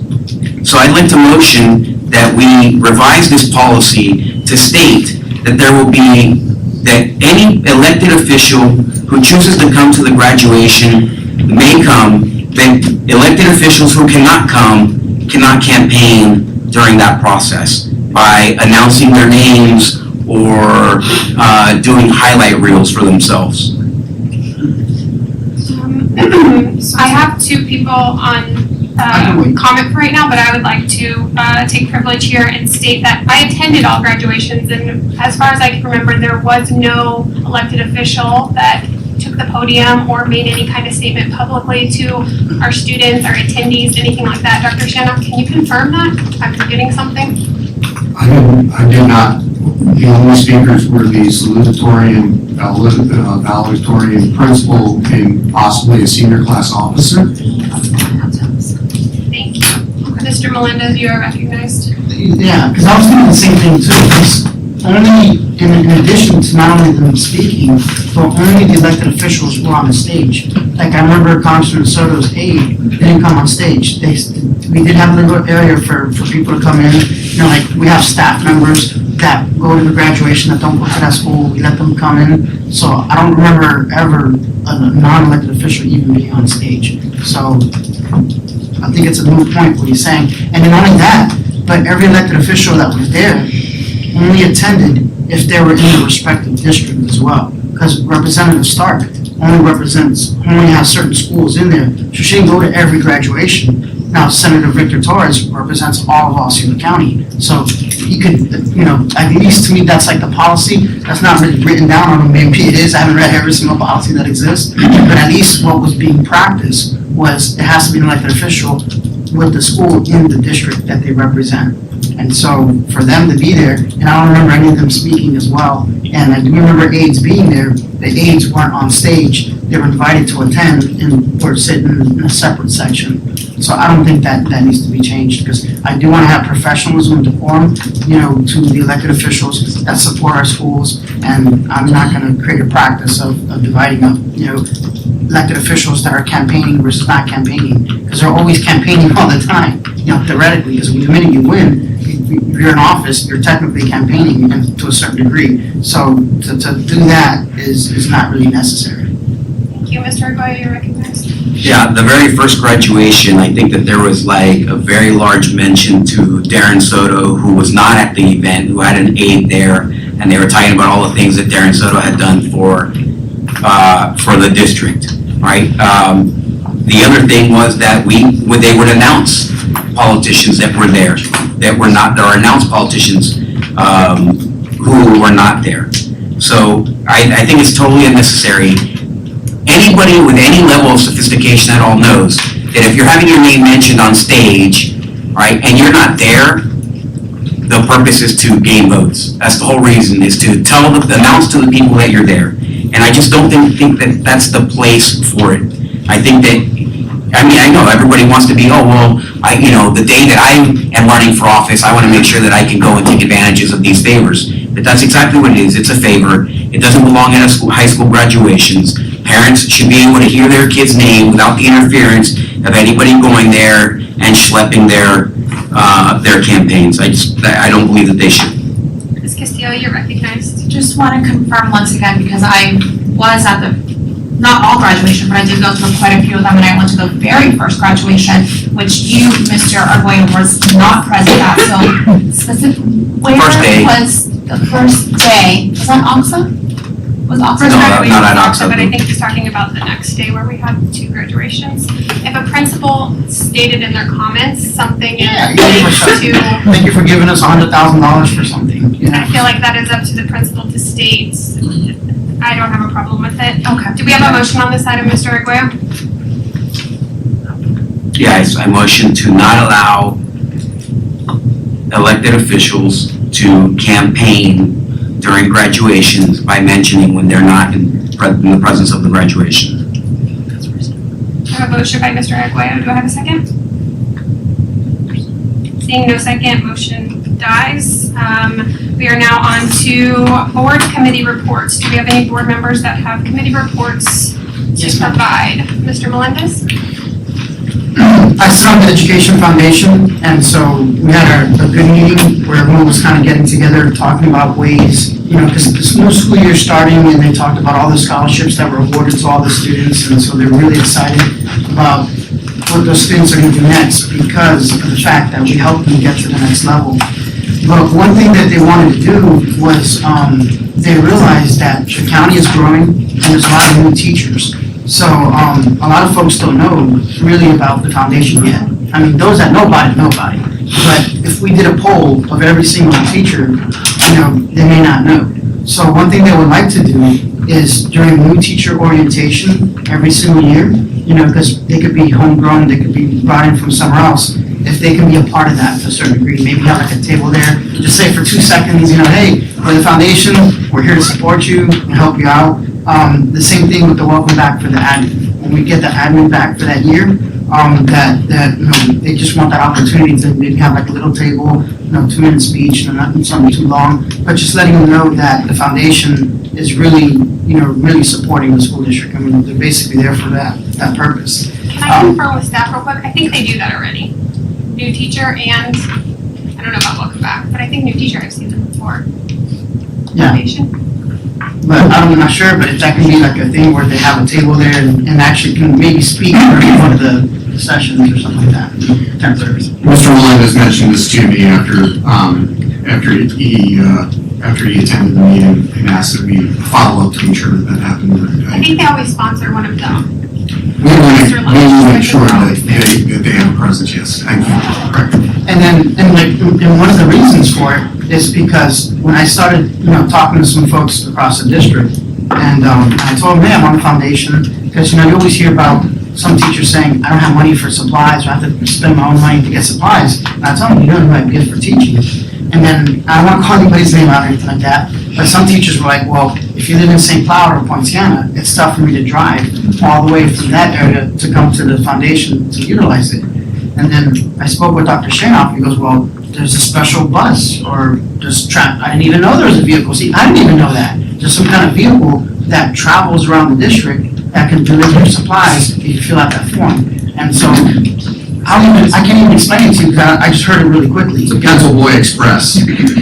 Yeah, And so that's something that needs to be discussed. So when we talk about, okay, it's not just about having a table, I think Pencil Boy Express needs to be on the agenda when we have the teacher That's the director. real name of it. Pencil Boy Express, not Principal Express. Is that part of the $13 million vehicle allowance in the budget, or no?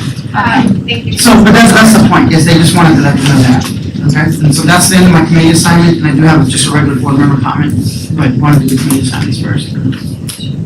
I think this is for committee reports. I'm not sure it's for comments. It says comments on there, but it's okay.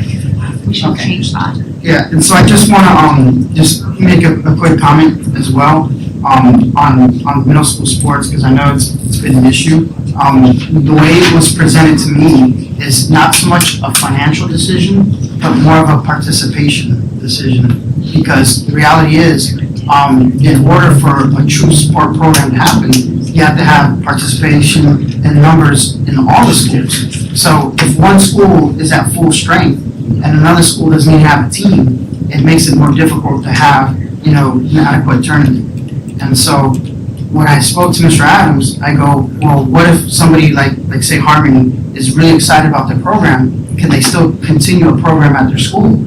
And he said they could do a club. You could have a wrestling club. They can get together there. They can do their own, tournaments themselves. I even spoke to him about, are there any partner organizations in the community that have their own community sports? Like little leagues and things like that. And he gave me a list, and emailed me a list of different organizations that those clubs can even participate in. So let's say Harmony wants to wrestle with somebody else, not just themselves internally. He says that, some of these these participating organizations can come into the school and kind of create their own tournament.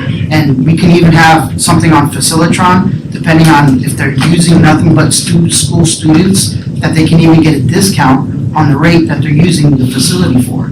So there's alternatives to it. So it's not like it's completely getting eliminated. It's just the reality that that in order to have a viable sport program, you need to have participation in numbers at all the schools. It just can't be 2 or 3 schools that have high numbers and one school has none, and it's not fair for that one team not to play somebody else. So that's kind of where it comes into play. Obviously there's a little bit more factors, but the reality is every school is allowed to have up their own sports club, and they can still participate. And if somebody wants to volunteer to be a coach of that program or be a mentor to that program, they can still participate, and we'll still work together collaboratively with community organizations that do tournaments and things like that. And so it's not like the sport program is eliminated in its entirety, it's just eliminated from the school district being the one to be able to push that forward.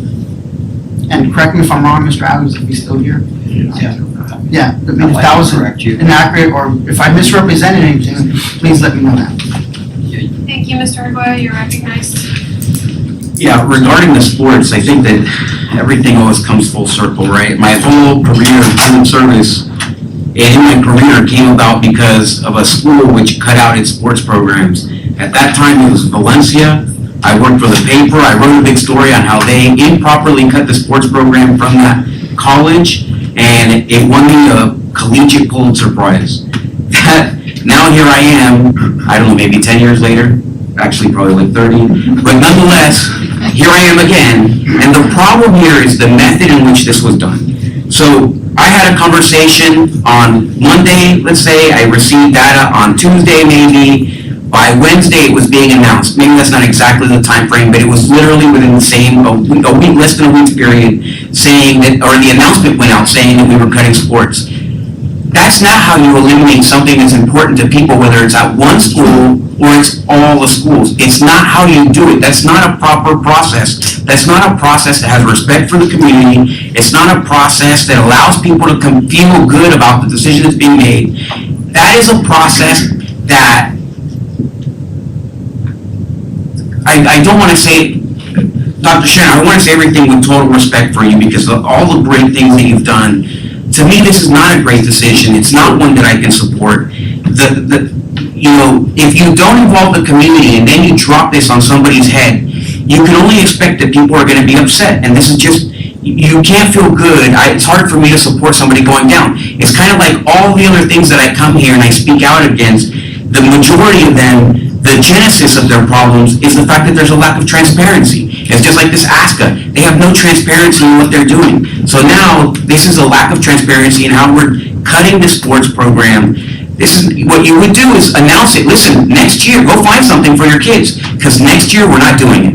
That would have been a proper process that would have allowed us an opportunity, the parents, the community, to sort out the alternatives. But to say, hey, listen, school starts in just a couple of minutes and your sports are gone, that's not reasonable. And it is our job. And for a county commission, we just got $1 million to resurface a football field with AstroTurf, and that could have funded the entire sports program for years across the entire district. And then to rob a program that some of these kids need, they need the school district to do it, because otherwise they're gonna pay clubs hundreds and hundreds or even thousands of dollars to participate. That's not fair. It makes the people that have money access to sports, and the people that don't, especially in districts like mine, no access to sports. So you're gonna have kids roaming the streets if they're not being qualified and not a coach. And this may be surprising to some of you, but I was a real pain in the butt to a lot of people when I was that age. I needed my coaches to keep me straight. It helped me 100%.